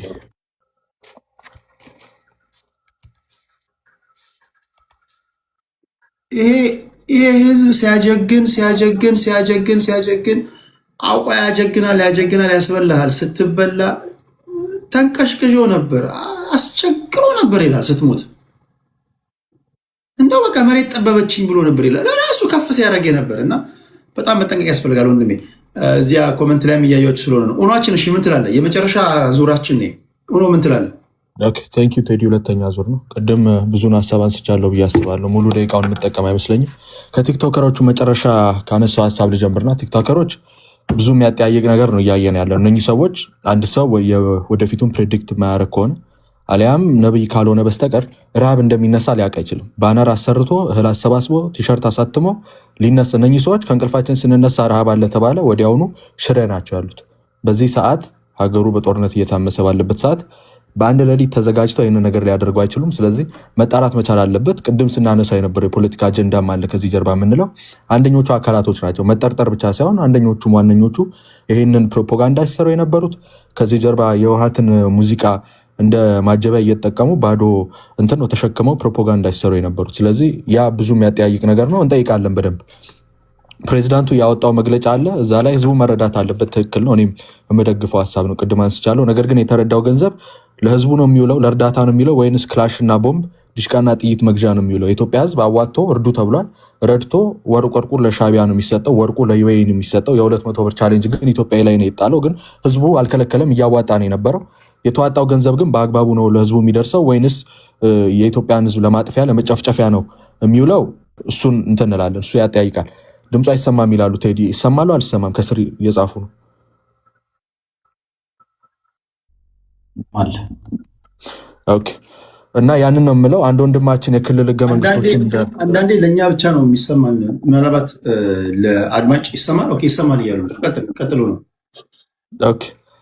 አይ የክልል ህገ መንግስት እንደ ኤቪደንስ እየተጠቀመ ነበርና ወንድማችን በቲፒኤልኤፍ የበላይነት ወቅት የተሰነደን ሰነድ እንደ ኤቪደንስ ልጠቀም አይችልም። ከክልል ውጭ ያለን አማራ ነፍጠኞች ናቸው በሏቸው እነኚህ የፊዳር ርዝራዦች ብሎ በየመንገዱ ያስጨፈጨፈን ብአዴን እንደ ኤቪደንስ ተጠቅመ ወልቃይት የአማራ አይደለም ብትል የሚቀበል የለም። ያንን ለማለት ነው። የወልቃይትን ዞን ቅድም እንደተናገርኩት ነው። ከኋላ የፖለቲካ ሴራን ባነገቡ ኃይሎች ዞኑን ለማፍረስ ብዙ ነገር እየታገሉ ያሉት እነኚህ ሰዎች። ያንን ማድረግ አይቻልም። የትኛውም የታጠቀ ኃይል የተደራጀ ኃይል ብልጽግናም ይሁን ወያኔ ወይንም እዛ አካባቢ ላይ የሚንቀሳቀስ የትኛውም ኃይል ማፍረስ አይችልም። እዛ አካባቢ ላይ ታጥቆ ተደራጅቶ የሚጠብቅ ለዚህ የተደራጀ ለዚህ ስራ የተደራጀ ኃይል አለ። ያ ህዝቡን የሚጠብቅ ይሆናል። ተፈናቃዮችን በተመለከተ ቅድምም ስናነሳ ነበር። እኛ የምናውቀው ሱዳን ያለ ተፈናቃይ ነው። ሱዳን ያለ ተፈናቃይ መመለስ ይችላል ካለም እኛ ያሉት ተመልሰዋል። ካሉ የቀሩ ደግሞ ፈርተውም እንትን ያሉ ካሉ አዲስ አበባም ካለ ሌሎች የኢትዮጵያ አካባቢዎች ላይም ካሉ መጥተው መኖር ይችላሉ። ማንም የከለከለ የለም። እኛ የምንቃወመው አርሚ 7 የሚባል እዛ ጨፍጭፎ ሄደ። ከዛም እዛ ተደራጅቶ ልክ እንደ መርሰናሪ የተከፈለው ለሱዳን ለአርቡራን ሲዋጋን የነበረው አሁን ደግሞ መጥቶ የወልቃይትን ህዝብ ጨፈጭፋለሁ ነው እያለ ያለው። ያንን ኃይል አንቀበልም ነው ያለው። ከዛ ውጭ መጥቶ መኖር የሚፈልግ ማንኛውም ኃይል መኖር ይችላል። ህጻጽ የሚባለው ካምፕ ላይ ያሉት እኛ እስከምናውቀው በወርቅ ቁፋሮ ምክንያት በማዕድን ቁፋሮ ምክንያት የተፈናቀሉ ሰዎች ናቸው። እነኛ ሰዎችም መረዳት አለባቸው። ቅድም እንዳነሳሁት ነው። የትኛውም እርዳታ መደረግ አለበት። ዋናው ትራክ ነው መደረግ ያለበት። የሚደረገው እርዳታ ትራክ እየተደረገ መቅረብ አለበት ለሚረዳው ሰው ማለት ነው። በተረፈ ግን በመጨረሻ ቀጠናው ላይ ያለውን ፖለቲካ በመረዳት አሁን ይሄንን ለሚመለከታቸው አካሎች እዛ ላይ ያለውን የዞን አመራር ለዞን አመራሩም እዛ ቀጠናው ላይ ላሉም ለፋኖ ኃይሎች ማስተላለፍ የምፈልገው አንድና አንድ አካባቢ ላይ ያለውን ፖለቲካ በመረዳት ለአማራ ህዝብ ያዋጣዋል የምትሉትን ከተላላኪነት በጸዳ ለአማራ ህዝብ ገለልተኛ ሆናችሁ ከወያኔም ጽምዶ ከሚባል የተጨማለቀ ፖለቲካም ገለልተኛ በመሆን የአማራን ህዝብ ኢንተረስት አስከብሩ ለማለት ፈልጋለሁ። እኔ ነው ሐሳቤ። ቴዲ ቴንክ ዩ ከልብ አመሰግናለሁ። ኡኗችን አዲስ ታይምስ ቴንክ ዩ ቴዲ። እኔ ልክ እንዳልኩ የህዝቡ በመረዳቱ ላይ ምንም ጥያቄ የለኝም። ፖለቲካ እንዳለ በጀርባ የኢትዮጵያ ፖለቲካ ውስጥ አሁን ባለው ፖለቲካ ውስጥ ሃይማኖት ፖለቲካ ነው፣ ተፈናቃይ ፖለቲካ ነው፣ ረሃብ ፖለቲካ ነው፣ ሁሉ ነገር ፖለቲካ ነው። ባህላችን ሳይቀር አሸንዳና እሬቻ ፖለቲካ ነው። ይሄንን በቃ ሪያሊቲ ነው፣ የኢትዮጵያ ሪያሊቲ ነው እና ፖለቲካ የማይሰራበት አንዳችም ነገር የለንም እውነት ለመናገር እና ስለዚህ ያንን ለይቶ ማየት ተገቢ ነው። ለእርዳታ ግን ሰብአዊነታችንን ግን ጠብቀን መሄድ አለብን። ሰብአዊ የሆነ ሰው በሙሉ እርዳታውን ያድርግ። እነዚህ ወጣቶችም አንዳንዶቹ ልክ እንዳልከው ክሬዲት ለመውሰድ ነው። እነዚህ ቲክታከሮቹ ክሬዲት ለመውሰድ ነው የሚሄዱት። ከችግሩ በላይ ክሬዲት ይፈልጋሉና እሱ ትክክል አይደለም። ችግሩን ግን የራሳቸው አድርገው ተጨንቀው ሄደው ሊሰሩ የሚሄዱ ሰዎች ተገቢ ነው እነሱ ጋር መተባበርና ለህዝቡ እርዳታ ማድረስ። ወንድሞቼም እንዳሉት ደግሞ እርዳታው ደግሞ ያለ አግባብ ወያኔ እጅ ገብቶ እንግዲህ ማይንጁ ቴዲ የኔ ጥያቄ ችግሩ የጋራችን ነው። ለምንድን ነው በጋራ የማይሰሩት? እነዚህ ገንዘብ የሚሰበስቡ ሰዎች፣ እነዚህ ተጽዕኖ ፈጣሪ የሚባሉ እነዚህ ጌመሮች ለምንድን ነው አንድ ላይ ተነጋግረው ተደዋውለው አንድ ላይ የማይሰሩት? ለምንድን ነው በጋራ የማይሰሩት? ለምንድን ነው? ይሄ ኢትዮጵያዊ ባህል ነው እንግዲህ አይ ቲንክ ሁላችንም በሚዲያ ላይ ስንወጣ ሚዲያ ስታር መሆን ይፈልጋሉ አንዳቸው ሁሉም ሰው ክሬዲት መውሰድ ይፈልጋል። ሁሉም ሰው የፍሮንት ፔጁን መውሰድ ይፈልጋል። እንትና አዶናይ ይሄን አደረገ፣ ጃን ዳንኤል ነው ምናምን የሚባለው እሱ ይሄን አደረገ፣ ጆን ዳንኤል፣ ሌሎቹ ይሄን አደረጉ፣ እንደዚህ እንዲባል ይፈልጋል። ገብቷል አባባሌ?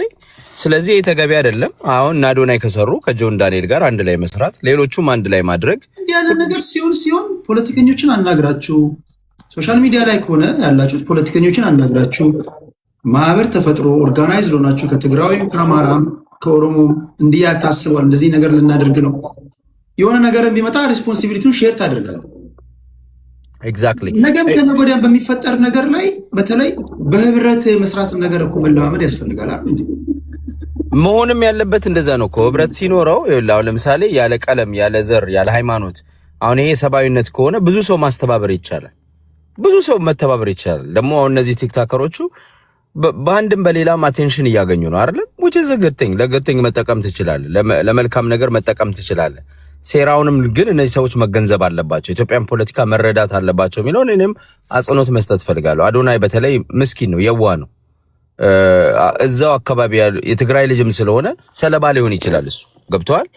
እና እኔ አዶናይን እንደው የትግራይ ኃይሎች ወያኔዎች ራሱ ይሄ ልጅ ከናንተ ጋር ለማነካካት አትሞክሩ። ልጁ በንጹህ ልብ ለመርዳት ነው የሚሞክረው፣ ለመስራት ነው የሚሞክረው። የዋህ ነው፣ መታወቅ ይፈልጋል። ለረምቢ ነው ይታወቅ። 10 ሚሊዮን ይገባል ይላል፣ 100 ሚሊዮን ይገባለት ይታወቅ፣ ችግር የለውም እሱ እየታወቀም ስለሆነ ማለት ነው። ግን እሱን ፖለቲካችሁ ውስጥ አትክተቱት ነው የምለው። እንደ ማስጠንቀቂያ ገብቷል አባባሌ።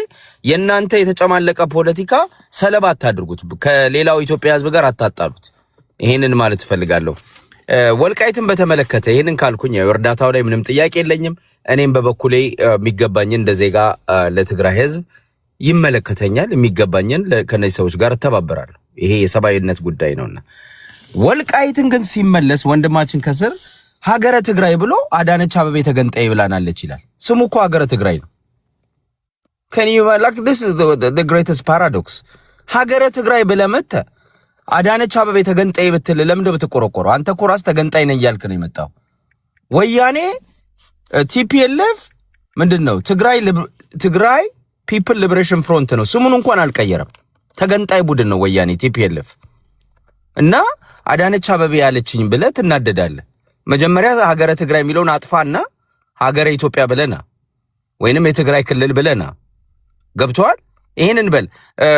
ክንፈዳኛው ሰሞኑን እኛ ሀገር ነው የምንሆነው ብሏል። ተቃወማችሁ እንዴ? አልተቃወማችሁም። የትግራይ ልጆች ኢትዮጵያን ስትረግሙ የምትሉ አላችሁ። ደግሞ አሁን ደግሞ ተመልሳችሁ ኢትዮጵያኖች ተባበሩ ምናምን ትላላችሁ። which is good። ይሄ የአንድነት መንፈስ ነው።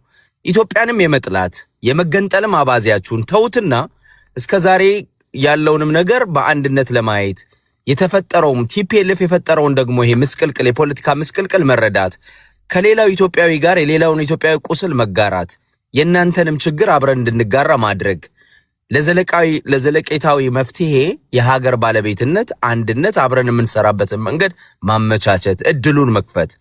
ግን የቲፒኤልኤፍን መስመር ይዘህ አሁንም ሴራና መንገድ የሴራ መንገድ እየሄድክ ወልቃይትን የትግራይ መሬት ነው እያልክ አትምጣ።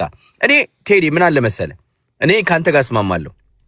ወያኔ የሚባለው ወይንም ቲፒኤልኤፍ ወይንም ኢህአዴግ የሚባለው ሀገራችንን ከማስተዳደሩ በፊት ክልሉን ነበርን አለ 14 ክፍለ ሀገር ነበርን። 14ቱ ክፍለ ሀገር የብሔር አልነበሩ። ሁሉም ኢትዮጵያ ተንቀሳቅሶ የሚሰራባቸው ነበሩ። ገብቷል። በብሔር ተደራጅተው ዜጎች በብሔር ተደራጅተው አንዱን አካባቢ የሚያፈናቅሉ የአንዱን ብሔር የሚያፈናቅሉ የሚገሉ ሀብት ንብረት የሚዘርፉበት ክልል አልነበረም። ሀገር ነበረን። 14 ክፍለ ሀገራት ያላት ሁሉም ዜጋ እኩል የሆነባት ሀገር ነበረን። ስርዓት ግን አልነበረንም። ጭቆና ነበረ። በደርግ ጊዜ ጭቆና ነበረ። ስርዓታዊ ጭቆና ነበረ። ዲሞክራሲ አልነበረም። ልክ ነው። በንጉሱ ጊዜም እንደዛው።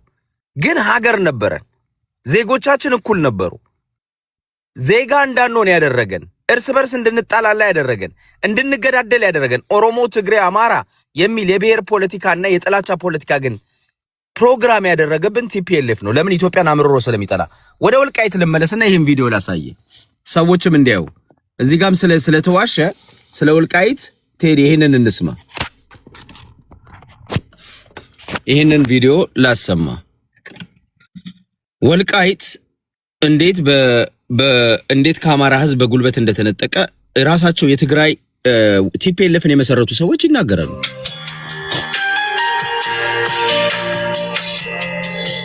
አስተዳዳሪ ሁኜ ስላክ የግርማዊ ጃንሆይ ኃይለ ሥላሴ በዚያን ጊዜ ከዱርጌቴ ጀምሮ ሲተዳደር የነበረው እኔም በልጅነቴ ጀምሮ ማውቀው ከዛ በፊትም ቢሆን በሰማው በሰሜን በኩል ያለው ያው በኤርትራ በኩል ያለው ወሰናችን መረብ መሆኑን በዚህ በቤጌምድር በኩል ደግሞ ባለው ተከዜ ተከትሎ ሰማ ራስ መንገሻ ስዩም በኤርትራ በኩል መረብ በሰሜን በኩል በአማራ በኩል ደግሞ ተከዜ ነው። ከዛ በላይ ትግራይ መሬት ኖሯት አያውቅም ይላሉ። ይሄንን ቪዲዮን ጨርሳት። ይሄው ቪዲዮን እንጨርሰው እንዴ ሰማ ጨርሰው። ይሄንን እንዲህ ያለውን ቦታ ሰማ ይሄ ምን አሉ? ከዛ በላይ ሄዶ አያውቅም፣ ከተከዜ በላይ ተሻግረን አናውቅም። ይሄን ደግሞ ማን ይባላል መሰለ? አዳምጣ፣ በመሃል አትግባ ሳሚ። ይሄ ደግሞ አብርሃም ያየ ይባላል። ቲፒኤልኤፍ 83 በ1991 ወደ ሀገር ቤት ሲገባ ከሁለት ዓመት ሲቀረው ወይ ዓመት ሲቀረው ከቲፒኤልኤፍ ተገንጥሎ የወጣ ወይንም እጁን ለኢትዮጵያ መንግስት የሰጠ ነው። አብርሃም ያየ ነው። አዳምጠው። ተቆርሶ ከሱዳን ጋር እንደሚያዋስን ሆኖ ወደ ትግራይ የገባ ካርታ ነው። የጎንደር ክፍለ ሀገር የመሬት ክልል ነው። ለትግራይ የተሰጠ አዲስ በካርታ ነዳፊዎች በትግራይ ካርታ ነዳፊዎች የተሰጠ ነው። እዚህ ጎንደር ላይ ያለ እነ ወልቃይት እነ መሰንፈያ የሚባለው እነ አዳርቃይ እነዚህ ሁሉ ደግሞ ያው ከጎንደር የተሰጡ ናቸው። ወልቃይት ከዛ ቀደም ብሎ ነው በትግራይ ክልል ያስገቡት ከትግሩ ጋር ተያይዞ ማለት ነው። ወደ ስልጣን ሲመጡ ሞልቻ ለሱዳን እንዲገኝ ተብሎ በትግሩ ወቅት መሳሪያ ምናምንም እህልም ለማስገባት ተብሎ በዛ የተከለለ ነገር ነው። ደግሞ ለተወሰኑ ጥቅሞች ተብሎ የተደረገ መካለል ነው። ስለዚህ ፍትሃዊ አይደለም። ራያና ወያኔ ለራሱ የራሴ መንግስት የህዝብ መሰረታዊ የትግራይ ሪፐብሊክ መንግስት መሰረታለሁ ብሎ በጉልበት የወረረው ነው። ወልቃይት ጠገዴ የቤጌምድር የጎንደር ጠቅላይ ግዛት ነው። ይሄ ምንም ጥያቄ የሚያስፈልገው ወልቃይት ጠገዴ አማራዎች ናቸው፣ ጎንደሬዎች ናቸው። መብታቸው ነው ከተነጠቁ እነዚህ ሰዎች እኮ ቴዲ። እነዚህ በሙሉ የሚገርም ነገር ትግራዋይ ናቸው። እነዚህ በሙሉ እንዲያውም ከትግሉ ጋር አይደለ አረጋዊ በርሄ፣ ገብረመድህን አርአያ፣ ግዳይ ዘርአጽዮን እነዚህ የቲፒኤልኤፍ መስራቾች ናቸው። አንድ እንግዲህ እነዚህ ሁሉ ያዋሹ ይኸውልህ መስራቾች ዋና መስራቾች ናቸው። አንደኛ። ሁለተኛ የንጉሱ የአፄ ዮሐንስ የልጅ ልጅ ራስ መንገሻ ስዩም ፋክቱን ይሄ ነው። ወያኔዎች ልንገራችሁ፣ ይሄንን አሁንም ዛሬ መታችሁ ትግራይ መሬታችን ትላላችሁ። መሬቱ የአማራ ነው፣ የጎንደር ነው። ይሄንን እመኑ። ከዛ በኋላ ግን ትግራዋይ ግን ወልቃይት ላይ የመኖር መብት አለው። የመኖር ብቻ አይደለም የመሬቱ ባለቤት ነው፣ ሀገሩ ነው።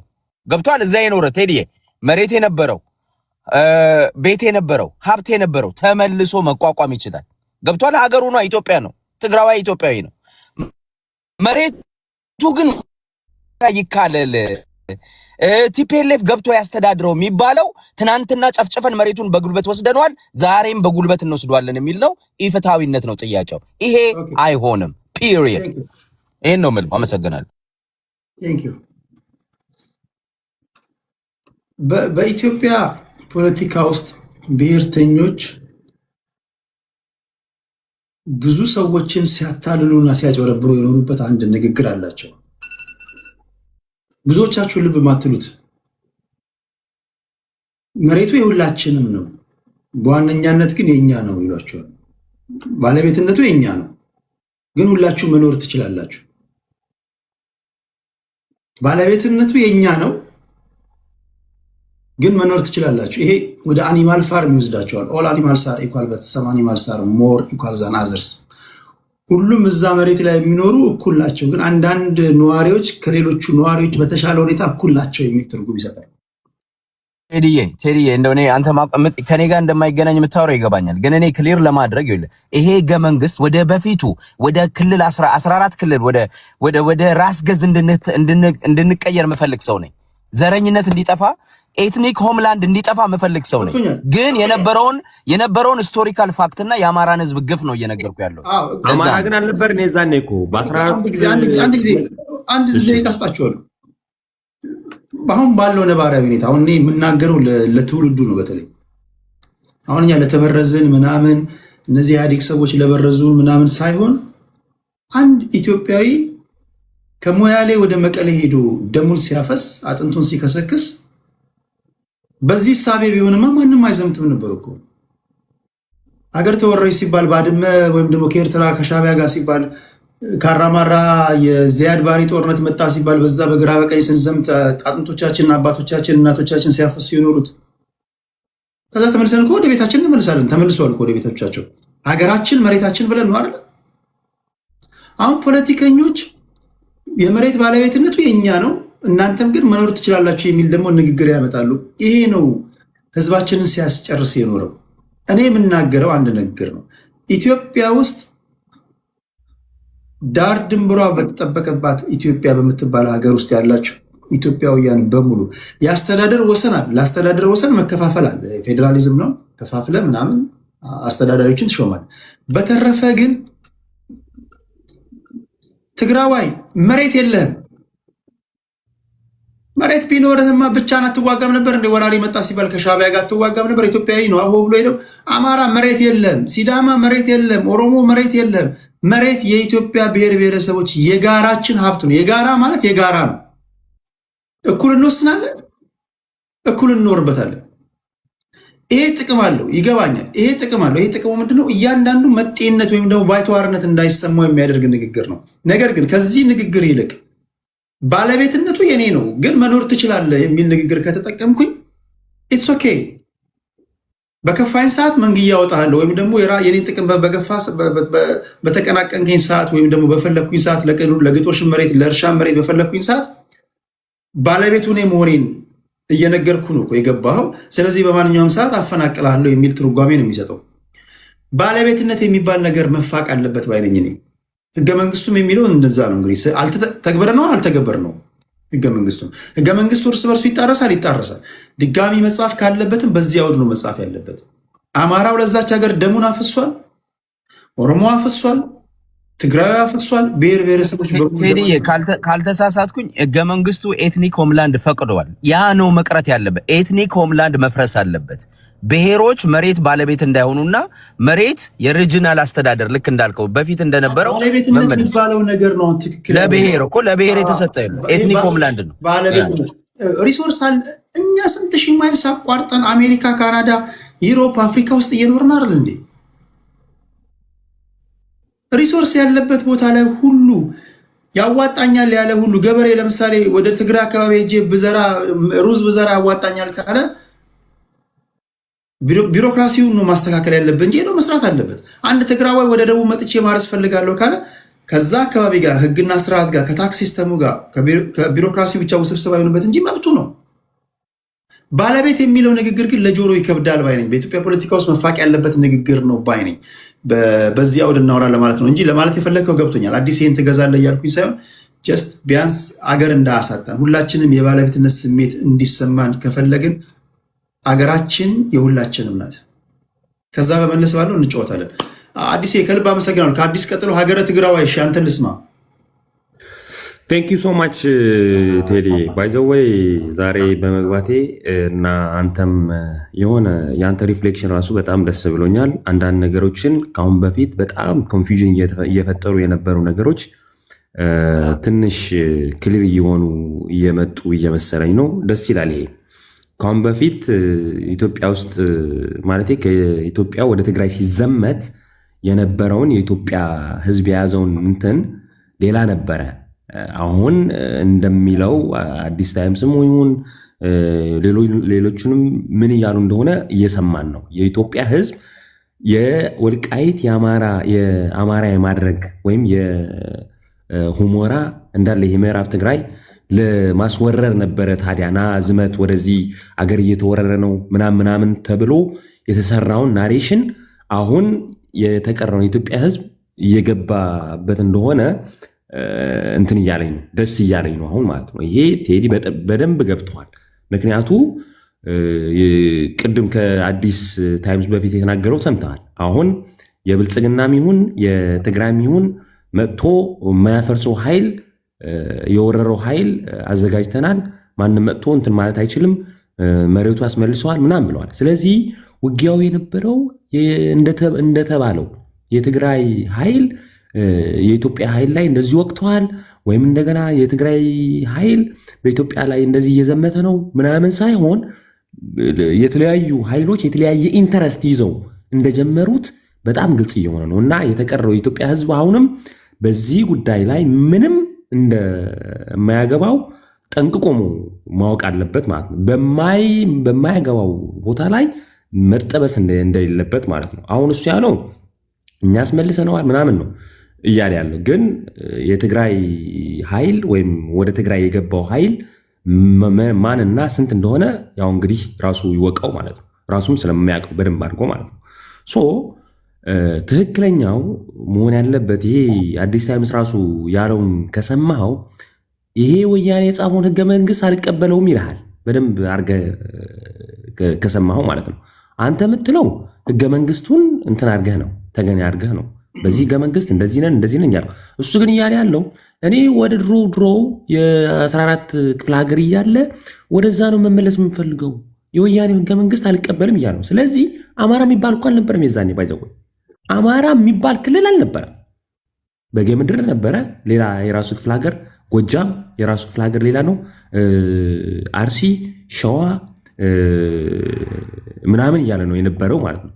አልነበረም አማራ የሚባል ማለት ነው። አሁን ግን የምትለው ያለው ይሄ መሬት ባይዘው ቅድም ያሳየህን ቪዲዮ በጣም እየተቆራረጠ እንትን አድርገው ነው መርጅ አድርገው ነው እንትን ያሉት።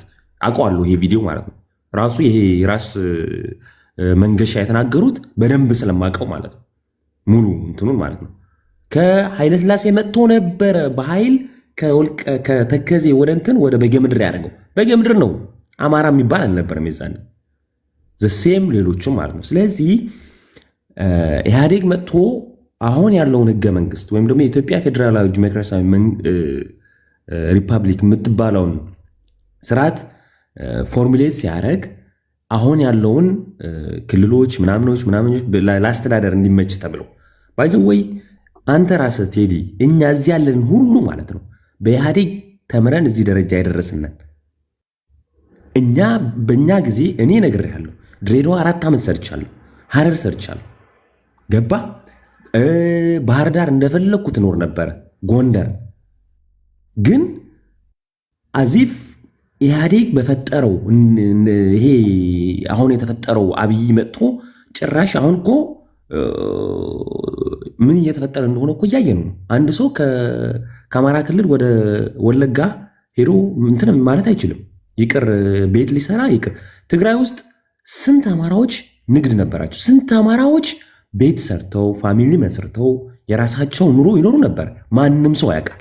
ስንት የትግራይ ተወላጅ ጎንደር፣ ባህር ዳር፣ ጅጅጋ ሳይቀር ነበረ የሚኖረው፣ ሐዋሳ። ማንም ሰው የማይስተው ነው። ግን ናሬሽኑ በቃ ልክ ስርዓቱ ስለተጠላ ማለት ነው። ይሄ እኔ አይ ዶንት ኬር ባይ ዘ ወይ ስለ ስርዓቱ። አሁንም ግን ኢትዮጵያ የምትባል ሀገር እንድትቀጥል ከተፈለገ ማለት ነው ይሄ ትክክለኛ ያልሆነ የኤክስፓንሽኒስት አስተሳሰብ ይዞ እየመጡ ሰዎች ሆን ብለው ሌላኛው የኢትዮጵያ ክፍል እያጭበረበሩ ችግር እየፈጠሩ ያሉ እነሱ ናቸው እንጂ እቺ አገር ሰላሟን ጠብቃ ነበረች።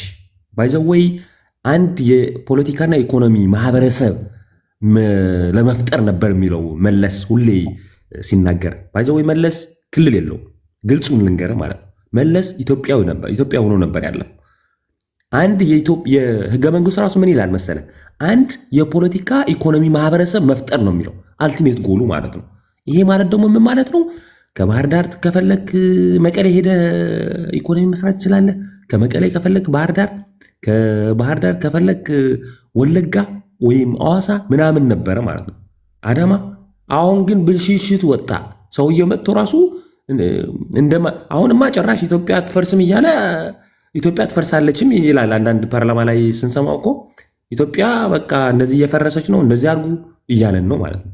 ያልነበረውን ግን እሺ ቴዲ ያልነበረውን እንደነበረ አድርገው ሌላ እንትን ስላላቸው የህዝብ እርስ በርሱ እያጣሉ እያፋጁ አገሪቷን እንዲያፈርሷት ስለሚፈልጉ ነው እንደዚህ የሚሉት እንጂ ምንም ይሄ ታሪካዊ እንትን የለውም። ይሄ ለታሪክ ተመራማሪዎች እንቶ የውጭም የምናምንም ይነግሩሃል ማለት ነው። ስለ ወልቃይት፣ ስለ ሁመራ፣ ስለ ሌሎችም ማለት ነው።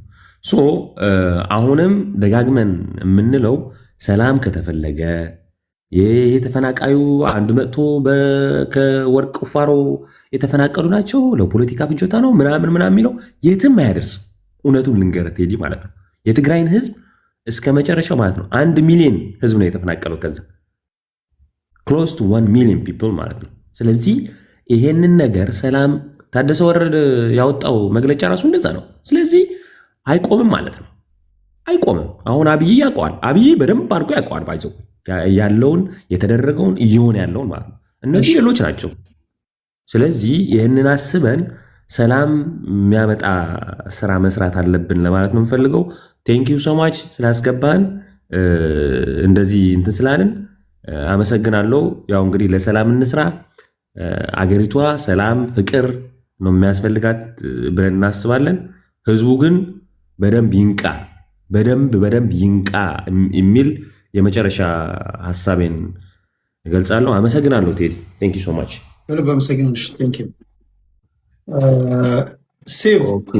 እሺ አመሰግናለሁ ቴዲያችን። አንዳንድ ነገር ልበል።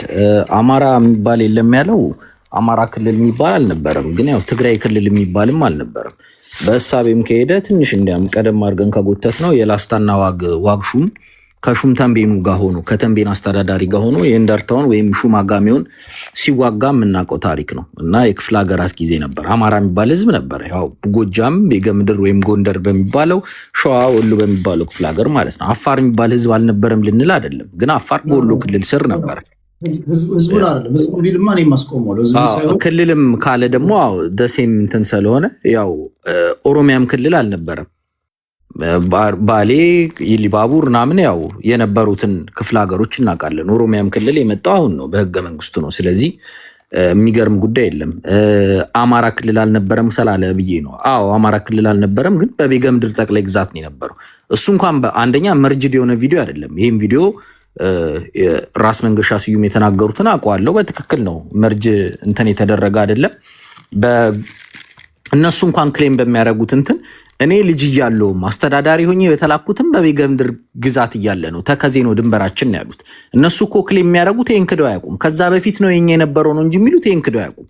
ስለዚህ 80 እና 70 ዓመት እዛ በቤገ ምድር ግዛት መሆኑን አምነው ተነስተው ነው ከዛ በፊት የኛ ነበር እያሉ የሚከራከሩት ማለት ነው።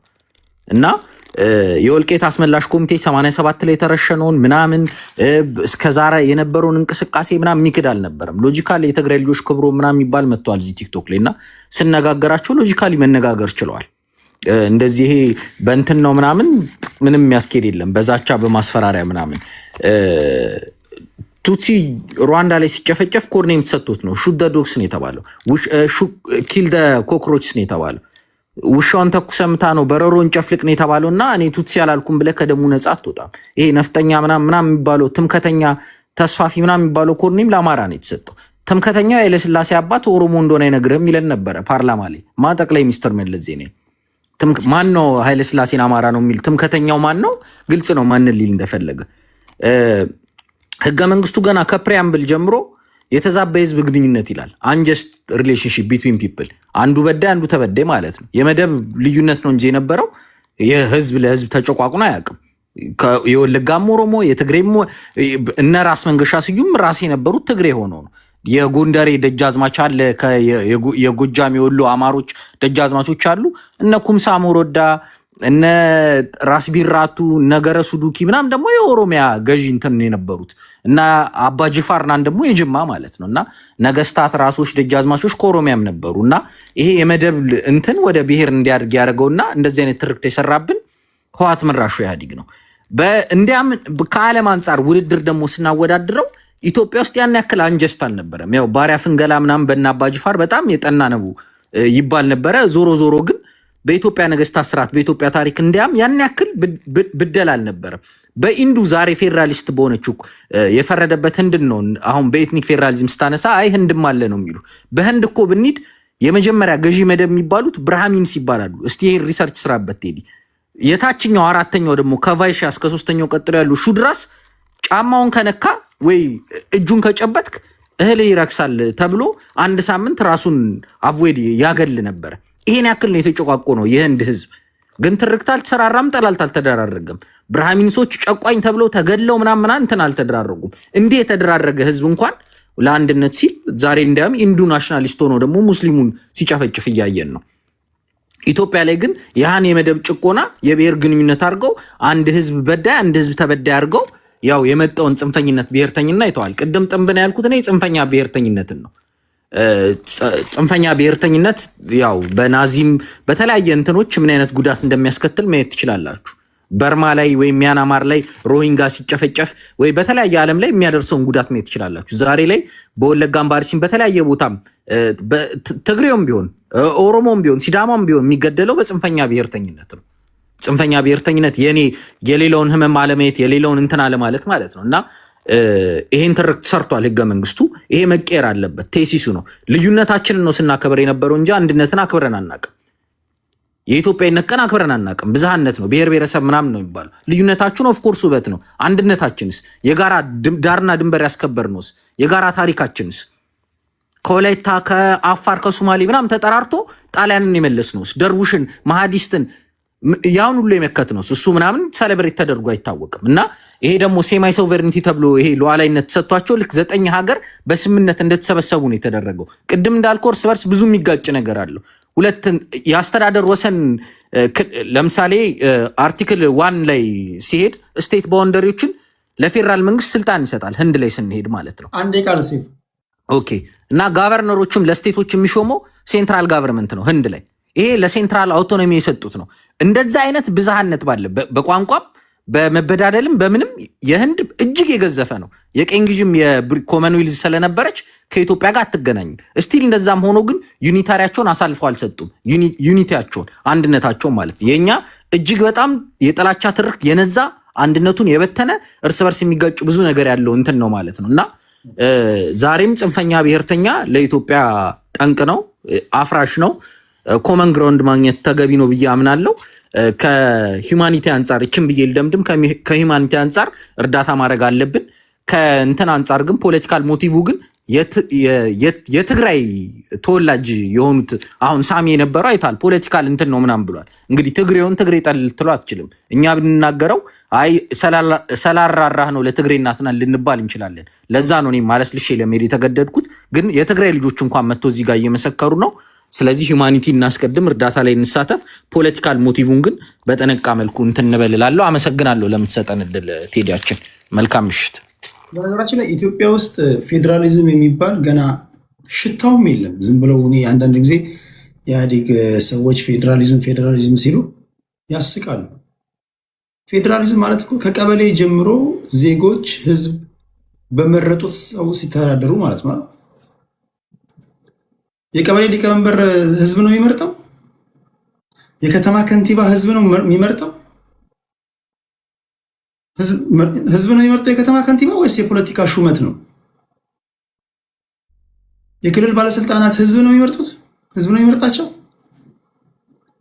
ምንም ገና እንትኑም የለም እኮ። እና ይሄን ደግሞ የማስተካከል ይሄ አይ ቲንክ የአዲሱ ትውልድ የኛ ነው።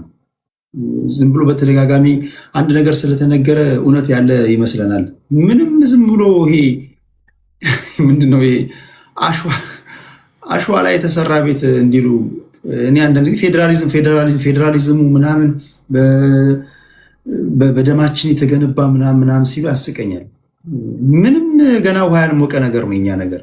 ቢያንስ እንደ ዋና የሚባሉ ነገሮችን ኮንክሪት ላይ እንደው እናቁም በሚል ነው እንጂ አንዱን ማነካ ነው ለማለት ፈልጌ ነው።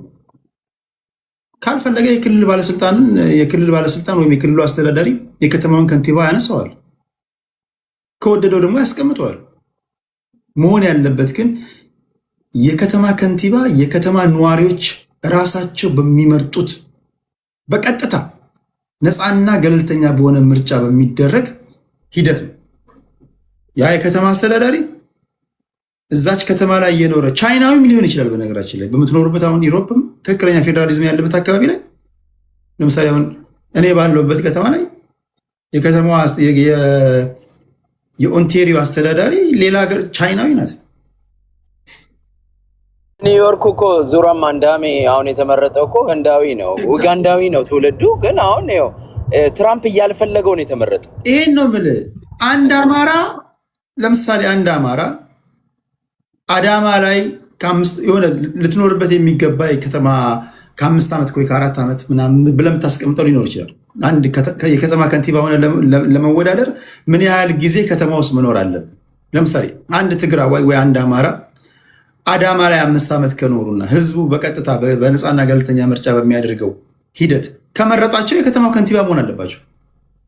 አንድ የኦሮሞ ተወላጅ ባህር ዳር ላይ 5 ዓመት ከኖርና በነፃና ገለልተኛ ምርጫ ህዝቡ የባህር ዳር ከተማ ነዋሪ ከመረጠው የከተማው ከንቲባ ተደርጎ መሾም አለበት። እኛ ጋር ይሄ አለ?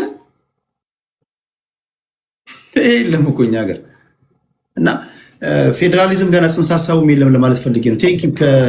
ቴዲዬ እንደው የመጨረሻ ስለሆነ 40-40-20 ተብሎ እኮ ድሬዳዋና ሀረር ላይ እኮ የተደረገው እኮ ወያኔዎች ነው እኮ ያደረጉት። እዛ የነበረው ነዋሪው አማራው እና የተቀላቀለው ህዝብ ውክልና እንዳይኖረው ሶማሌ 40 ኦሮሞ 40 ብለው ሌላውን እኮ ያገለሉበት እኮ ይሄ እኮ ምንድነው ፋሽስታዊ እኮ ስርዓት ነው የመሰረቱት እኮ ወያኔዎች። ዛሬ ግን ያወራሉ። እኔ በጣም ነው የሚገርመኝ። አንዳንድ ጊዜ ዝም ብለህ ግን ለዘላቂ ሰላም ብለህ ስንሰማ አንዳንድ ነገሮች ተደጋግሞ ስለተነገሩ እውነት መስለውን ኖሮናል። እግዚአብሔር በኪነ ጥበቡ ጠብቀ ሆኖ እንጂ ኢህአዴጎች ቅድም እኔ የሰሩትን መልካም ነገር የዘርዘርኩትን ያህል እዛች ሀገር ላይ የቀበሩት ታይም ቦምብ ነው የቀበሩት እኮ። በማንኛውም ሲንግል ዲጂት አይኪ ያለው ሰው ቢለኩስ ሊነሳ የሚችል እሳት ነው። ኢትዮጵያ ውስጥ እኮ አወቃቀራችን እኮ ዝም ብለህ ትንሽ ድንጋይና ድንጋይ ብታጋጭ የሚፈጠረው እሳት ያጨራርሰናል። እንደዛ ሆኖ ነው ክልሎች የተዋቀሩት። አንተ ጸብ ትፈጥራለህ፣ አንተ ገላጋይ ሆነ ትመጣለህ፣ አንተ አዳኝ ሆነ ትመጣለህ። አንተ ከሌለህ በቃ ክልሉ የሚፈርስ ሀገሩ የሚፈርስ አድርገህ እንደዚህ አይነት ህሳቤ ነው ወጣቶች ላይ ወይም ደግሞ ህዝቡ ላይ የተፈጠረውና ይሄ ዋነኛ ጥፋታቸው ነው። ኢቭን ይሄ ራሱ እኮ ዋጋ ያስከፍለንም ይሄ ነው። የሰሜኑ ጦርነት ላይ ቢያንስ እንኳን ፓርላማውን እንኳን በትንሹ እንደው ሀፋፍ እንኳን አድርገው ጀስት 50+1 በቃ መንግስት ለመመስረት የሚያስችልን ድምፅ ካገኘ በኋላ ቀሪውን እንኳን ለተቃዋሚዎች እንኳን ለቀህ እንኳን ቢሆን ቢያንስ ወደ ሰሜን እንዝመት የሚል ሀሳብ ሲመጣ የተቃዋሚ ፓርቲዎች ቫራይቲስ ኦፍ ሀሳብ ያንሸራሽራሉ ነው ምናምን ይላሉ። እነሱ ዛሬ ራይት እኮ እስኪስቁብን ድረስ 99.9% እኮ የኢትዮጵያ ህዝብ ተወካዮች ምክር ቤት እኮ አሸነፈው ይሉት ታስታውሱ እንደሆነ በመጨረሻው ሰዓት ላይ 99% ፓርላማ አሸነፈ። መከላከያውን ሰራዊትን አንተን በሚመስል ገምተ ነፃና ገለልተኛ ፍርድ ቤት ሳይኖር ነፃና ገለልተኛ ሚዲያ ሳይኖር ማን ምን እንዲያደርግልህ ነው? ለምን አትፈርዱልንም? ራስህ ያዋቀርከው ሲስተም አንዳንድ ጊዜ ወደ ራስህ ሲዞርብህ ኃላፊነቱን መውሰድም አለብህ። እኔ የሰራሁት ሚስቴክ ነው ይቅርታ ማለት መቻል አለብህ። እሺ ከሴቭ በኋላ ወደ ቡርቃ ዝምታ ቡርቃችን 5 ደቂቃ አልሆነም። እሺ ቴዲ፣ ያው ሀሳቦች እየተመላለሱ እና እየተደጋገሙ እየሆኑ ስለሆነ ብዙም አዲስ ነገር የምንሰማ አይመስለኝም እና ግን የተወሰነች ነገር ልበል። ምንድን ነው መሰለ ብሔርተኝነትና መሬትን በተመለከተ ነው። አሁንም ግጭትም ረሃብም ድርቅም እየመጡ ብቻ ናቸው ወይ ብዬ አላስብም እኔ። ከዛ በፊት ግን አሁንም ብሔርተኝነትን ጥንብ ነው ብለው ወንድም ያነሳበት ወይም ደግሞ ለመግለጽ የሄደበትን መንገድ አሁንም አልቀበለም። ምክንያቱም የናዚ አይነት ጭፍጨፋ ኢትዮጵያ ውስጥ አልተደረገም። የሩዋንዳ የቱትሲን አይነት ጭፍጨፋም ኢትዮጵያ ውስጥ አልተደረገም። ብሔርተኝነት አለ ወይ? አዎ አለ። ብሔርተኝነት ኢትዮጵያ ውስጥ ብቻ ነው ወይ ያለው ካልን ደግሞ አይደለም። ዛሬ ናይጄሪያ ላይ ከ250 በላይ ብሔር አለ። በብሔርተኝነት ይኖራሉ፣ ግን አይነካኩም። በጎሳም ደረጃ ብትወስድ በጎሳም የሚኖሩ አሉ። የትኛው ብሔርተኝነትንስ ነው ጥንብ እያልን ያለ ነው? አንዳንዴ አንድ ቅድም የሆነ የተነሳ ነገር ነበረ። ቲፒኤልኤፍ ማለት የትግራይ ፒፕል ብሎ ራሱን በትግራይ ነው ገልጾ የመጣው ይላል። አፋሃድም እኮ አማራ ብሎ ነው የመጣው አሴ ድርጅት ከሆነ የምናነሳው። ከዛም ባለፈ የአማራ ብሔርተኛ ነን። አማራ ብሔርተኛ ስንሆን ደግሞ አማራ ላይ ሀሳብ ነው የሚዩት ተነስቶ ነበረ እና አንዳንዴ ለራሳችን የምንፈልገውን ነገር ስናደርገው ቅዱስ፣ ሌሎች ሲያደርጉት ደግሞ እርኩስ የምናደርግበት መንገድ ልክ አይደለም። የአማራ ሊብሬሽን ፍሮንት የለም፣ አትዋሽ። አንዴ አፋባሃ ማለት ስንፈታው ምንድን ነው? አማራ ንቅናቄ ኃይል ቡድን ምናምን ነው እንጂ የሚለው ሊብሬሽን አፋድ ስንፈታው ምንድን ነው? አማራ ፋኖ ህዝባዊ ኃይል አፋድ ስንፈታው ምንድን ነው? አማራ ህዝባዊ ኃይል ነው እንጂ ህዝባዊ ኃይል ሊብሬሽን ፍሮንት የሚል የለውም።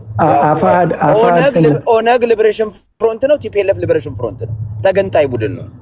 አንዴ እሺ፣ ተገንጣይ ቡድን ነው። አማራ ህዝባዊ ኃይል ብሎ ኢትዮጵያዊ አይደለም። የአማራ ህዝባዊ ኃይል ነው። የአማራ ህዝብ ኃይል ማለት ነው። የአማራ ህዝብ ኃይል ማለት የኢትዮጵያ ህዝብ ኃይል ማለት አይደለም። የአማራ ህዝባዊ ድርጅት ማለት የአማራ ህዝብ ድርጅት ማለት እንጂ የኢትዮጵያ ህዝብ ድርጅት ማለት አይደለም። የኢትዮጵያ ህዝብ ድርጅት ብንል ኢዜማ በቀላሉ የኢትዮጵያ የዜግነት ፖለቲካ አራማጅ አይደለም። ብልጽግናንም በውክልና በሚያስተዳድረው በኢትዮጵያ ማኒፌስቶ ብሎ የሚሄደው ማለት ነው። ከዛ ባለፈ ለመታገያ የመታገያ ማኒፌስቶ በመታገያ ድርጅት ስም የአማራ ተብሎ በስነስርዓት ከመጣ ሌላው ድርጅት አለ፣ ግንባር አለ፣ ለኦሮሞ ህዝብ የሚቆም ግንባር ነው ካለ የሚወስንለት ህዝብ ነው። ህዝብ ነው ይወስንልኝ ያለው። እኔ ለህዝብ ልወስን አይደለም ያለው። ቅድም ስለ ፌዴራሊዝም ቴዲ አንስተከዋል። ያንን ነው ያለው። የራስን በራስ ማስተዳደር ማለት ህዝብ በመረጠው እንደ ራሴ መተዳደር ማለት ነው። ያንን እድል አላገኘም ህዝብ ብሎ ስለሚያምን የራስን እድል በራስ መወሰን አለበት ህዝብ ብሎ ይታገላል። ከዛስ ባለፈ እስከ መቼ ነው በጭንብል የምንታገለው? ስንፈልግ ብሔርተኛ፣ ስንፈልግ ደግሞ በ14 ክፍለ አውራጃ እንድንተዳደር የምንፈልገው። በ14 ክፍለ አውራጃ መተዳደሩ ችግር የለውም። በ14 ክፍለ አውራጃ ስንተዳደር በምን አይነት ስርዓት ነው የምንተዳደረው? በምን አይነት ቋንቋ ነው የምንተዳደረው? አንዱ 14ቱ ክፍለ አውራጃ በነበረበት ሰዓት ላይ ትላንትና እርስ በእርስ የነበሩ ግጭቶች አልነበሩም ወይ? እርስ በእርስ አንዱ በአንዱ ላይ የመነሳት ጦርነቶች አልነበሩም ወይ? ለምንድን ነው ያንን ስም ማናነሳው? ያንን ማንሳት ካስፈለገ ማለት ነው። ከዛ ባለፈ አንድ ስለ የጋራ ታሪክ ቴዲ ያነሳከው ነገር አለ። በጋራ ደም አብረን አፍሰናል ወይም ለሀገር ለድንበር ላለመደፈር ምናምን ብለናል። የስ ኦፍ ኮርስ። ነገር ግን ወደው ያልሆኑ አካላት አሉ። ከዘመቻው መነሻ ብታነሳ እኮ አፄ ምኒልክ የአድዋን ጦርነት ሲቀሰቅሱ የተናገሩት ንግግር አለ አይደለም? እዚህ ጦርነት ላይ ካልተሳተፍክ ማርያም አትለመነኝ ስመለስ አልተውክም ብሏል አይደለም? በመዝገብ ተጽፎ ያለ ቁጭ ብሎ ያለ ካልተሳተፍክ ተብሎ በግዳጅ የተሳተፈ አካል የለም። ማርያምን አልለቅህም ተብሎ ተስፈራርቶ የዘመተ የለም። ያ መሆኑ ዛሬ ጉዳት አለው አይደለም? አባቱ ቤት ይቀመጣል ወዶ ነው እንደሚዘምተው። ያንን ነው አየክ እያልኩ ያለው ቴዲ። ያንን ማለቴ ምንድነው መሰለ? ምኒልክ ለመኑ ነው ማርያምን አልተውም። እኔ ቦንጨረሳለሁ። ያንን ነው ምልክ። አሁን እኔ የምልህ ለምንድነው መሰለ? ምን ታደርጋለህ ቤት ውስጥ? ያ አሁን ይኸውልህ ምንድነው መሰለ ፍላጎት አይደለም ነው እያልኩ ያለሁት እንጂ በፍላጎቱ መገዛት የሆነ ህዝብ ነበር እያልኩ። አንዴ ልጨርስ። እኔ እናንተ ስትወሩ አልገባሁኝም። ያ ማለት መገዛት ፍላጎቱ የሆነ ነበር። አንዴ ይሄ አሁን አገር ተወረረች ሲባል የጋራ ቤታችን ነው፣ የጋራ ቤታችንን የሚመለከት ነው። ከአዛውንቶች ከአቅመ ደካሞች በስተቀር ማን አባቱ ነው? ወጠምሻ ጎርምሳ አማራ ሆነ ስልጤ ሆነ ምን አባቱ ቤት ይቀመጣል? ሀገር ተወረረች ከተባለ በቃ አንድ መለከት ብቻ ነው የሚበቃው። ግዴታ እዛ ደረጃ ላይ ከደረስክ እሳቸው እንደውም ማርያምን ምናምን ብለው እንደ ትንሽ ተማጸኑ። ቻይና እና ኮሪያ እኮ በዚህ ዘመን ናሽናል ሰርቪስ አለ እኮ በግድ ማለት እኔ የጥላቻ ሰዎች የጥላቻ ልጨርስ ግድ የለም አላቋርጥም። ግን ቴዲ ፕሊስ ጠይቅልኝ እንጂ መገዛት ፍላጎቱ የሆነ ህዝብ ነበረ ማለት ነው እያለን ነው። እንደዛ ሳይሆን ኦኬ እሱ አንድ እንትን ነው። ግን ይሄ ለሀገር የምትከፍለው ምስጋና ማለት ፓትሪዮት ትሆናለህ፣ የተለያዩ ክብሮችን ታገኛለህ ተዋግተህ ስትመጣ ሲሆን ለሀገር የምታፈሰው ደም እኮ ግዴታ እኮ ነው። ግዴታ ነው። ለራስ የጋራ ቤት ነው። ካልሆነ አንተም አትሆንም እኮ ተጠፋለህ። ይሄ ማስታመም ምናምን እኮ የሌለው ነገር እኮ ነው። ሀገር ተወረረች ከተባለ ዛሬም ነገም ከነገ ወዲያ መደረግ ያለበት ይሄ ነው። ቀጥል። የቡርቃ በመሀል ስለገባን አምሶሪ። ምናልባት እንግዲህ እኔ ስናገር አልተረዳችሁኝም። እኔ የተናገርኩትኝ ያቺ ሀገር የምንላት የጋራ የነበረች አልነበረችም ነው። ምኒልክ ማርያምን አልለቅህም ካልዘመትክ ከማለቱ በፊት ከአውጦኗ ላይ ዘምቶበታል፣ ሌሎችም ላይ ዘምቶባቸዋል። በግድ ሲያስከብር ነበረ፣ በግድ ሲገዛ ነበረ። ያ ማለት በመጀመሪያ በጋራ ሀገር መስርተን አልነበረም ነው እያልኩ ያለሁት። ነገር ግን በጋራ ሀገር አልመሰረትንም ማለት ነጭና ጥቁር ያደረጉት ጦርነትን የነጭ የበላይነትን አንቀበልም ብለን ወደ ኋላ ላለመመለስ ወይም ላለመታገል ያስቀረን ነገር አልነበረም። እንደ ኢትዮጵያ እንደምናምን አይደለም። እንደ ጥቁር ህዝብ ከነጭ ህዝብ ጋር ወይም ደግሞ ከነጭ ወራሪ ጋር የተደረገ ጦርነትን በደንብ ተዋግተዋል። ሲዋጉ ግን አሁን እኛ ምን ስላት ኢትዮጵያ ጭንቅላታቸው ውስጥ 14ቱ ክፍለ አውራጃ ኖራ አይደለም። ወልቃይት ወይንም ትግራይ ወይንም ወለጋ ወይንም ጅማ ባሌ ምናምን የሚለው ሀሳብ ውስጣቸው ኖሮ አይደለም። ጥቁር ህዝብ የሚለው እሳቤ በወራሪ ሌላ ህዝብ መጥቶ ያንን ህዝብ ሊያስገብር ነው የሚለው። ያንን እንግዲህ እንደ ጋራ ታሪክ ካነሳን ደግሞ በወቅቱ የነበሩ ውጊያዎች አሉ፣ ከዛም በኋላ የተደረጉ ውጊያዎች አሉ። አሁን ያ ነገር ለምንድን ነው? ህዝባዊ መሰረት ያለው ሀገረ መንግስት ባለመገንባቱ ነው።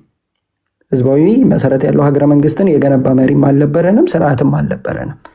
አሁንም ያንን እስካልገነባን ድረስ እኔ እኮ አሁን አንተ ያነሳኸውን ነገር አንተ መሬት ባለቤት የለውም የሁሉም ብሔር ብሔረሰብ ነው መሆን ያለበት ስልና ከአንተ ሀሳብ ጋር ተስማምቶ በታሪክ ይልካል። አማራ ወልቃይት የአማራ ነው ይልካል። ሌላው ህዝብ የፈለገበት ሄዶ መንቀሳቀስ መስራት ይችላል ይልክና እከሌ የሚባለው ፕሮፌሰር ከእንደዚህ ዓመት በፊት ስለ እንደዚህ አይነት አካባቢ የአማራ መሆኑ ነግሮካል ይልካል። እንግዲህ አሁን እንደነዚህ አይነት ነገር ምንድን ነው የሚያሳየ ካልከኝ አሁንም ቢሆን ሁለት ፍላጎት አለ። የመጀመሪያው እንደሚታሰበው ጠቅልሎ የመግዛት ካልሆነ ደግሞ አደናግሮ መግዛት ወይንም አደናግሮ ሌሎችን አሳምኖ መያዝ ነው። ለዛ ነው ብሔርተኝነት ጥንብ ነው የሚለውን ነገር ያመጡት። በሌላው በኩል ሲሆን ብሔርተኝነት ትክክል ነው ስለተገፋ ወይንም ደግሞ በደል ስለደረሰብህ የምትገባበት ነው ብለህ ታነሳለህ። ልክ ደግሞ ሌሎች ብሔርተኞች ደግሞ አንተ ጋር ቁጭ ብለው ስለ ብሔርተኝነት ሲያነሱ ደግሞ አይ ብሔርተኝነት ጥንብ ነው የነ ናዚን የሩዋንዳን ጭፍጨፋ ታነሳበታለህ ማለት ነው። እኔ ያንን አልቀበልም። ብሔርተኝነት በመገፋት የሚመጣ ነው። ብሔርተኝነት መኖሩ መጥፎ አይደለም። በብሔርተኝነት የሚለወጡ ነገሮች ካሉ መለወጥ ይችላሉ። ያንን ነገር መለወጥ ይቻላል። ነገር ግን ብሔርተኝነት ጥንብ ነው፣ ብሔርተኝነት መጥፎ ነው ብለህ የምታጠፋው ብሔርተኝነት የለም። አንተም የምትገነባው ብሔርተኝነት የለም። ከዚህ በፊት እኔ በደንብ ስለማውቃቸው ነው። አዲስ ታይምስንም ሴቭንም በደንብ ድብን ያሉ የአማራ ብሔርተኛ እንደሆኑ ነው የሚናገሩት። ነገር ግን ደግሞ ሳይመቻቸው ሲቀርም ደግሞ ኢትዮጵያኒስትም ይሆናሉ ወይንም ደግሞ ኢትዮጵያ ለሁሉም የምትመች መሆን አለባት ይላሉ። በነገራችን ላይ ብሔርተኛ ሆነ ኢትዮጵያ ለሁሉም ትመች ማለት ትችላለህ፣ የራስን መብት አስከብረ ማለት ነው። የራስን መብት ለማስከበር ግን ሌሎችን ማሳነስ ተገቢ አይደለም ለማለት ነው ፈልገው። የምታሳንሱት ብሔርተኝነት ዛሬ ላይ ሊመለስ የሚችል ብሔርተኝነት አይደለም። ከዛም ባለፈ የምንመኘው የምንፈልገውም ነገር ደግሞ ምናልባት ሰዎች ጋር ደርሶ ያ ነገር ዛሬ ላይ ለመሆን የሚችልበት አቅም አይደለም ያለው። 14 ክፍለ አውራጃ አድርገው ኢትዮጵያን የምትመራበት ስርዓት አይደለም ዛሬ ላይ ያለው። በ14 ክፍለ አውራጃ በአንድ ቋንቋ፣ በአንድ ሃይማኖት፣ በአንድ ስርዓት፣ በአንድ ጠቅላይ ንጉስ የምትመራት ኢትዮጵያ አይደለችም ያለችው። እሱን ማለት ነው ፈልገው። ቴንክ ዩ። የሀሳብ ልዩነት ለዘላለም ይኖር። ለዛም ነው እዚህ ሰዎች የመረጡትን ይሄ ብፌ ነው። በቃ ሰርግ ቤት ሄዳችሁ ከክትፎ ከምናምን የመረጣችሁትን እንደምትበሉ ነው። የአዲስ ታይምስ ሀሳብ ከወንበር ቁጭ ብድግ ያደርጋል። የቡርቃ ዝምታ ሀሳብ እንደዛ አይዶን ነው። የትኛው እንደሚመቻችሁ አላውቅም። መርጣችሁ መብላት ያለባችሁ እናንተ ናችሁ። ቡርቃችን ከልብ አመሰግናለሁ። ወደ በላይ ዘመነ እንሄዳለን። ሰላም ቴዲ፣ ሁላችሁንም ሰላም ብያለሁ። አለን አይ ቲንክ በመጀመሪያ ያው ሲወራ ከነበረው አጀንዳ ለመነሳት እንግዲህ እያንዳንዱ ሰው በሚዲያ የወጡትን ምስሎችና ተንቀሳቃሽ ቪዲዮዎች ያያለ የማህበረሰባችን ወይም ደግሞ የኢትዮጵያውያን ራብ እና ችግር ማለት ነው እና ሰቆቃ፣ እሱን መሰረት ያደረገ አስተያየት ከመስጠት አንጻር ህዝብ ይራብ አይባልም፣ ያየነውን ባየንበት ልክ ማለት ነው።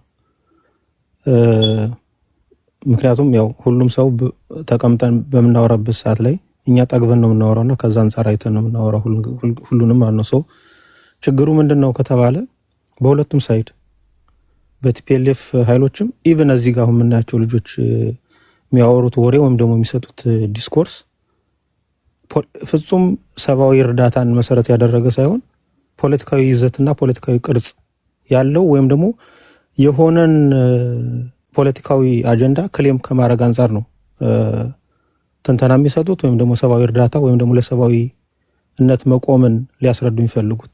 በተቃራኒ ደግሞ የእነዚህን ኃይሎች ወይም ደግሞ የቲፒኤልኤፍን ኃይሎች ዲባንክ ለማድረግ በብልጽግና በኩል የተነሱት ደግሞ የቲፒኤልኤፍ አጀንዳ ፖለቲካዊ ቅርጽ ይዞ ፖለቲካዊ አጀንዳቸውን ለማስፈጸም ነው ይህን የሚያደርጉት ይልህና እሱ በሚያስተዳድረው ሀገር ውስጥ እሱ በሚመራው ሄድኳርተር ወይም ደግሞ ሴንትራል ሲቲ ውስጥ የተቀመጡ ኃይሎች ወይም ደግሞ ልጆች ወደ ቦታው ተገንተው ህጋዊ ያልሆነ መንግስት በማይፈቅደው በሚመስል ደረጃ እርዳታ ለማድረግ ሄዱ ይሉሃል።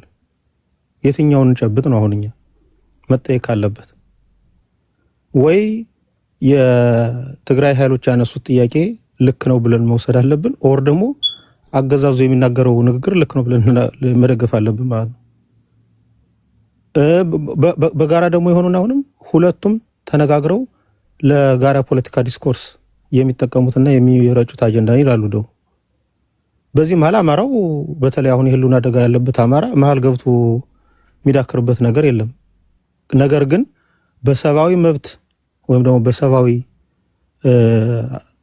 የማህበረሰብ ስሪት አስተሳሰብ አንድ እናት በረሃብ ቆዳዋ ከሰውነቷ ተጣብቆ ስታይ የሚሰማ ስሜት ይኖራል።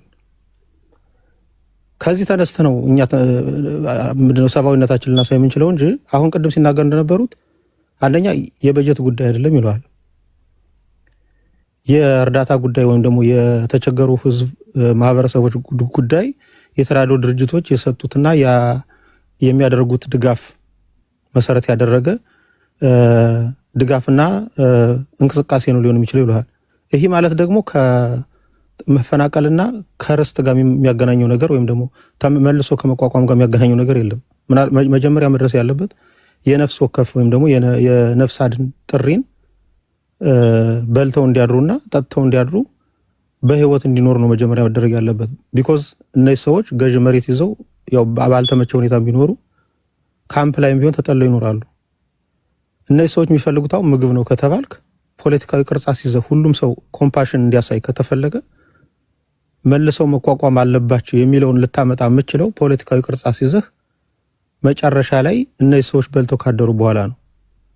በበጀት ጉዳይም የበጀት ጉዳይ ከዚህ ላይ የማያገባው ከሆነ የሰብአዊ መብት የተራድኦ ድርጅቶች ኮንሰርን ከሆነ ይሄ ነገር ከመፈናቀል ወይም ደግሞ ከመልሶ መቋቋም ጋር ሳይያያዝ ባሉበት ቦታ ተራድኦ እንዲደረግላቸው ነው።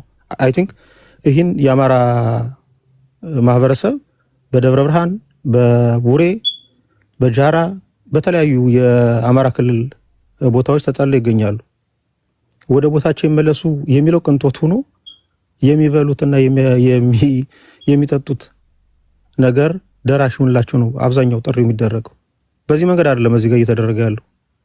ስለዚህ ሁለቱም ፖለቲካዊ ይዘት ይዘውታል ነው። በብልጽግና በኩል ያለውን ቅድም አፍሪካ ነው ማንም የምትለው ሰው ሲናገር ሰምተዋል።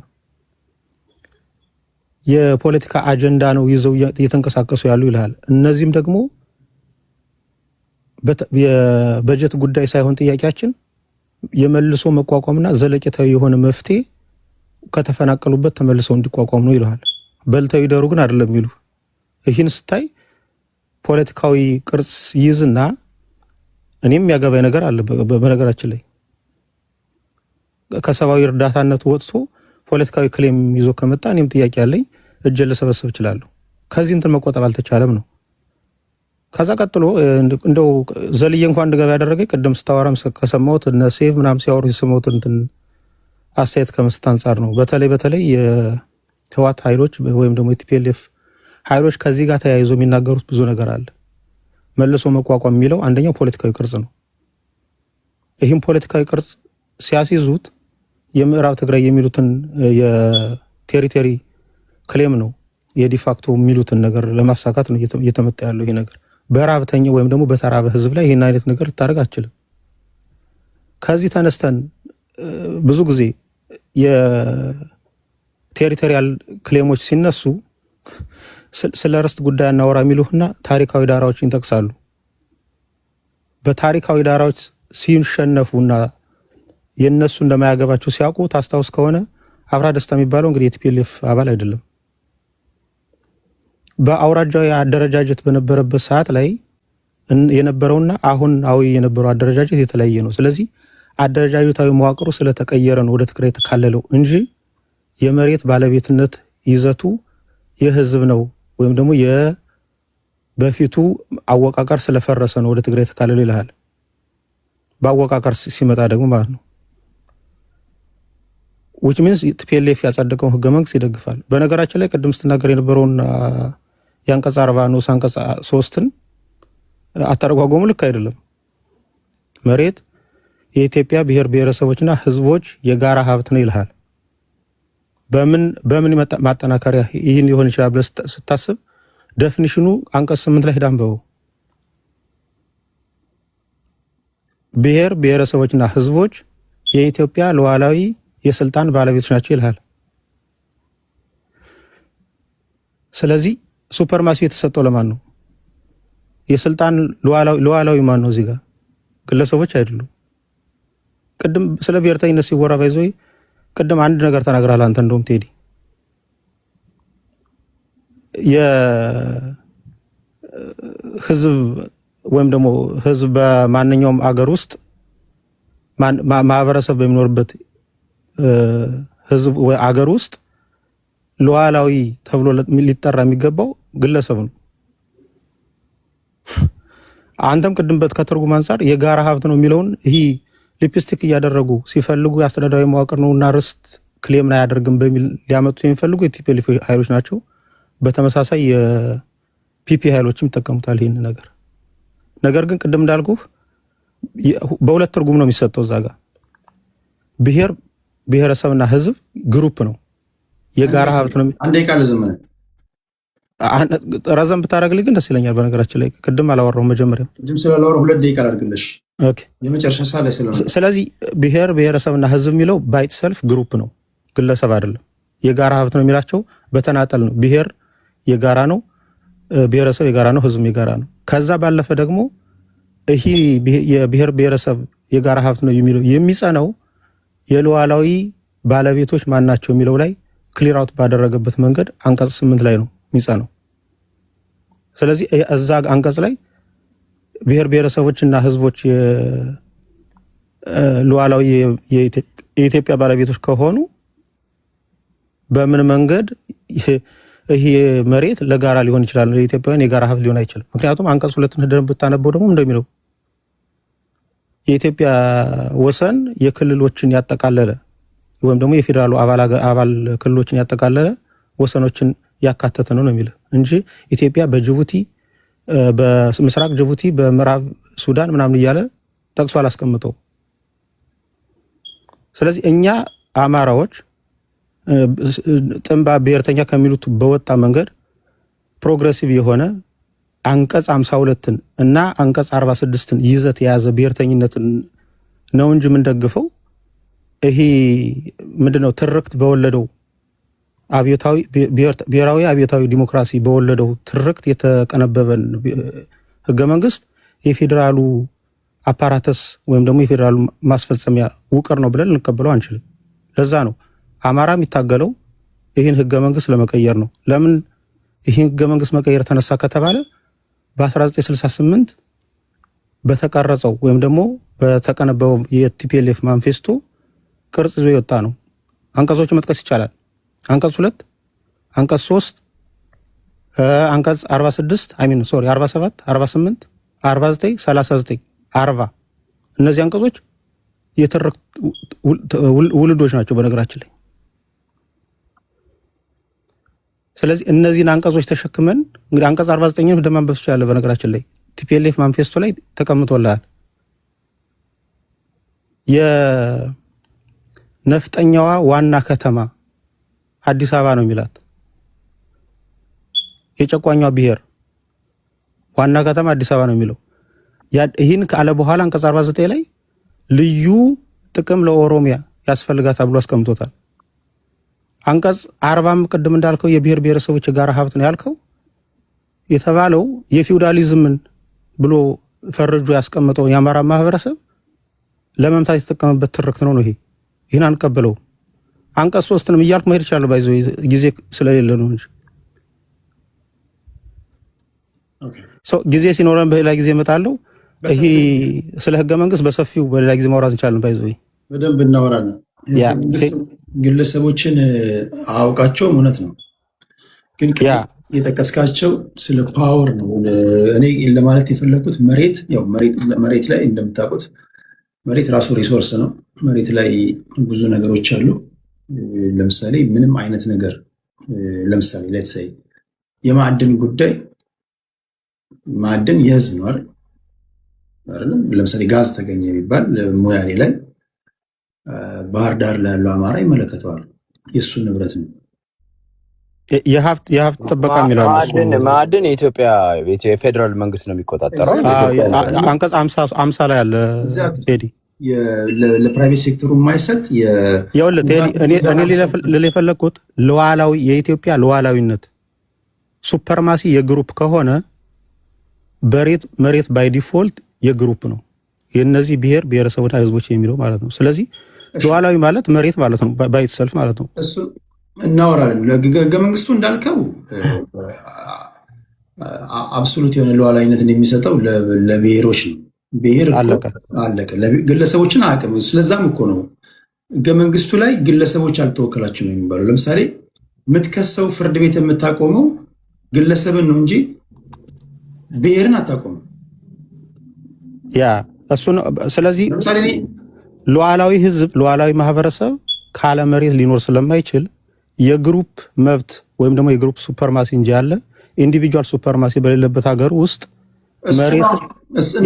እናንተ የምታደርጉት ትግል ከዚህ ጋር ነው የሚጠረሰው። ለምሳሌ ግሩፕ ማለት ኮሌክቲቭ ኦፍ ኢንዲቪጁዋልስ አይደል? የግለሰቦች ድምር ውጤት ነው አይደል? ግሩፕ የሚፈጥር ቴዲን ሳታከብር የማንኪያ ነገድ ልታከብር አትችልም። የኔ እንትን ነው መሆን ያለበት። መጀመሪያ እኔን ስታከብር እናንተ ያልከው አልገባኝም ቴዲ። ህገ መንግስቱ የሚያቅህ ወይም ደግሞ መብትን የሚያከብረው በግሩፕ ነው፣ በቡድን ነው። እሱን እንኳን ደግፍም እያልኩ ነው። እኛ ብሔርተኝነት በዚህ አይደለም የሚለካው። ቅድም በነገራችን ላይ እናንተ አትደግፉ። ብሔርተኝነት የፌዴራሊዝም ውቅር ስህተት ነው የምንለው ከዚህ አንጻር ነው። የግለሰብ ሱፐርማሲን የሚነፍግ ብሔርተኝነት የለም። ለምሳሌ ልንገርህ፣ ይሄን ለይልኝና የህንድን ሁለት ነገር አለ። በኢትዮጵያ ኮንቴክስት እናወራ። ቀጥል። የእናንተ ትግል የቡድን መብት ይከበር ነው ወይስ የግለሰቦች መብት ይከበር ነው? የግለሰብ መብት ይከበር፣ የቡድን ስልጣን ይጠበቅ ነው። አለቀ። ይኸውልህ ብሔርተኝነት ባይዘው ላስረዳ። ቆይ በመሳቅ አይደለም። የግለሰብ መብት ይከበር፣ የቡድን ስልጣን ይጠበቅ። እኔ ደግሞ ፍልስፍና ሰምቼው አላውቅም። አዲስ ታይምስ እኮ አንተ ስትጀምር አታውቅም። ፖለቲካም ሲጀምር ማለት ነው።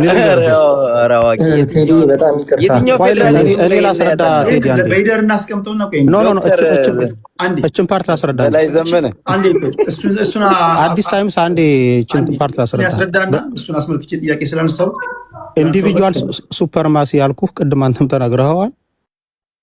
የስልጣን መብት ያልኩህ ደግሞ አንቀጽ 52 እንዳንብበው። እዛ ጋም እንደሚለው የክልል ወይም ደግሞ የአወቃቀር ሂደቱ ሰልፍ ዲተርሚኔሽን እና የሰልፍ ኦቶኖሚን ፕሮቫይድ የሚያደርግ አወቃቀር ይኖር ነው የሚለው አይደለ? የቡድን ማለት እሱ ነው። ሰልፍ አውቶኖሚ፣ ፓራላል ሞኖፖሊ ኦፍ ቫዮለንስ፣ እንደዚህ አይነት ነገሮች ከፈቀደ የቡድን ስልጣን ወይም ደግሞ የማንነት ስልጣን አለ። አንቀጽ 46 እና አንቀጽ 52 ነው ብሔርተኝነትን ባይዞ የሚደነግገው እንጂ ቅድም ያልካቸው እነዚህ ትርክት የወለዳቸው የብሔራዊ አብዮታዊ ዲሞክራሲ የቀነበባቸው የሌኒን እና የማርክሲዝም ይዘቶች ሊሆኑ አይችሉም። ብሔርተኝነት በሂደር እናቆየው በሰፊው የምናወራው። በላይ ዘመነ ግን እሺ ቴዲ ነው ደግመዋል። ግን ይሄንን የቡድን የግለሰብ ሱፕሬማሲስት ወይንም ከፍተኛውን ስልጣን ግለሰብ የሚወስድበትና ቡድኖች ደግሞ አወቃቀር የፖለቲካ ፕሮግራሙን ያልኩኝ አዲስ ታይምስ አንተ አይገባህም የምልህ ለዛ ነው። በዚህ አማርኛ እንዴት ይገባኝ? የፖለቲካ ፕሮግራም ነው እያልኩ ያለሁት እኔ እያወራሁ ያለሁት የፖለቲካ ፕሮግራምና የሉዓላዊነት ጥያቄዎችን ነው እያወራሁ ያለሁት። አንዴ ሁላችሁንም በጣም ከልብ ነው ማከብራችሁ። ይህንኑ ስብስብ በሚቀጥለው እንገናኝና በዚህ ጉዳይ ላይ በስፋት እንሄዳለን። አሁን ደግሞ እንግዲህ አንዳንድ ደቂቃ ሰጠና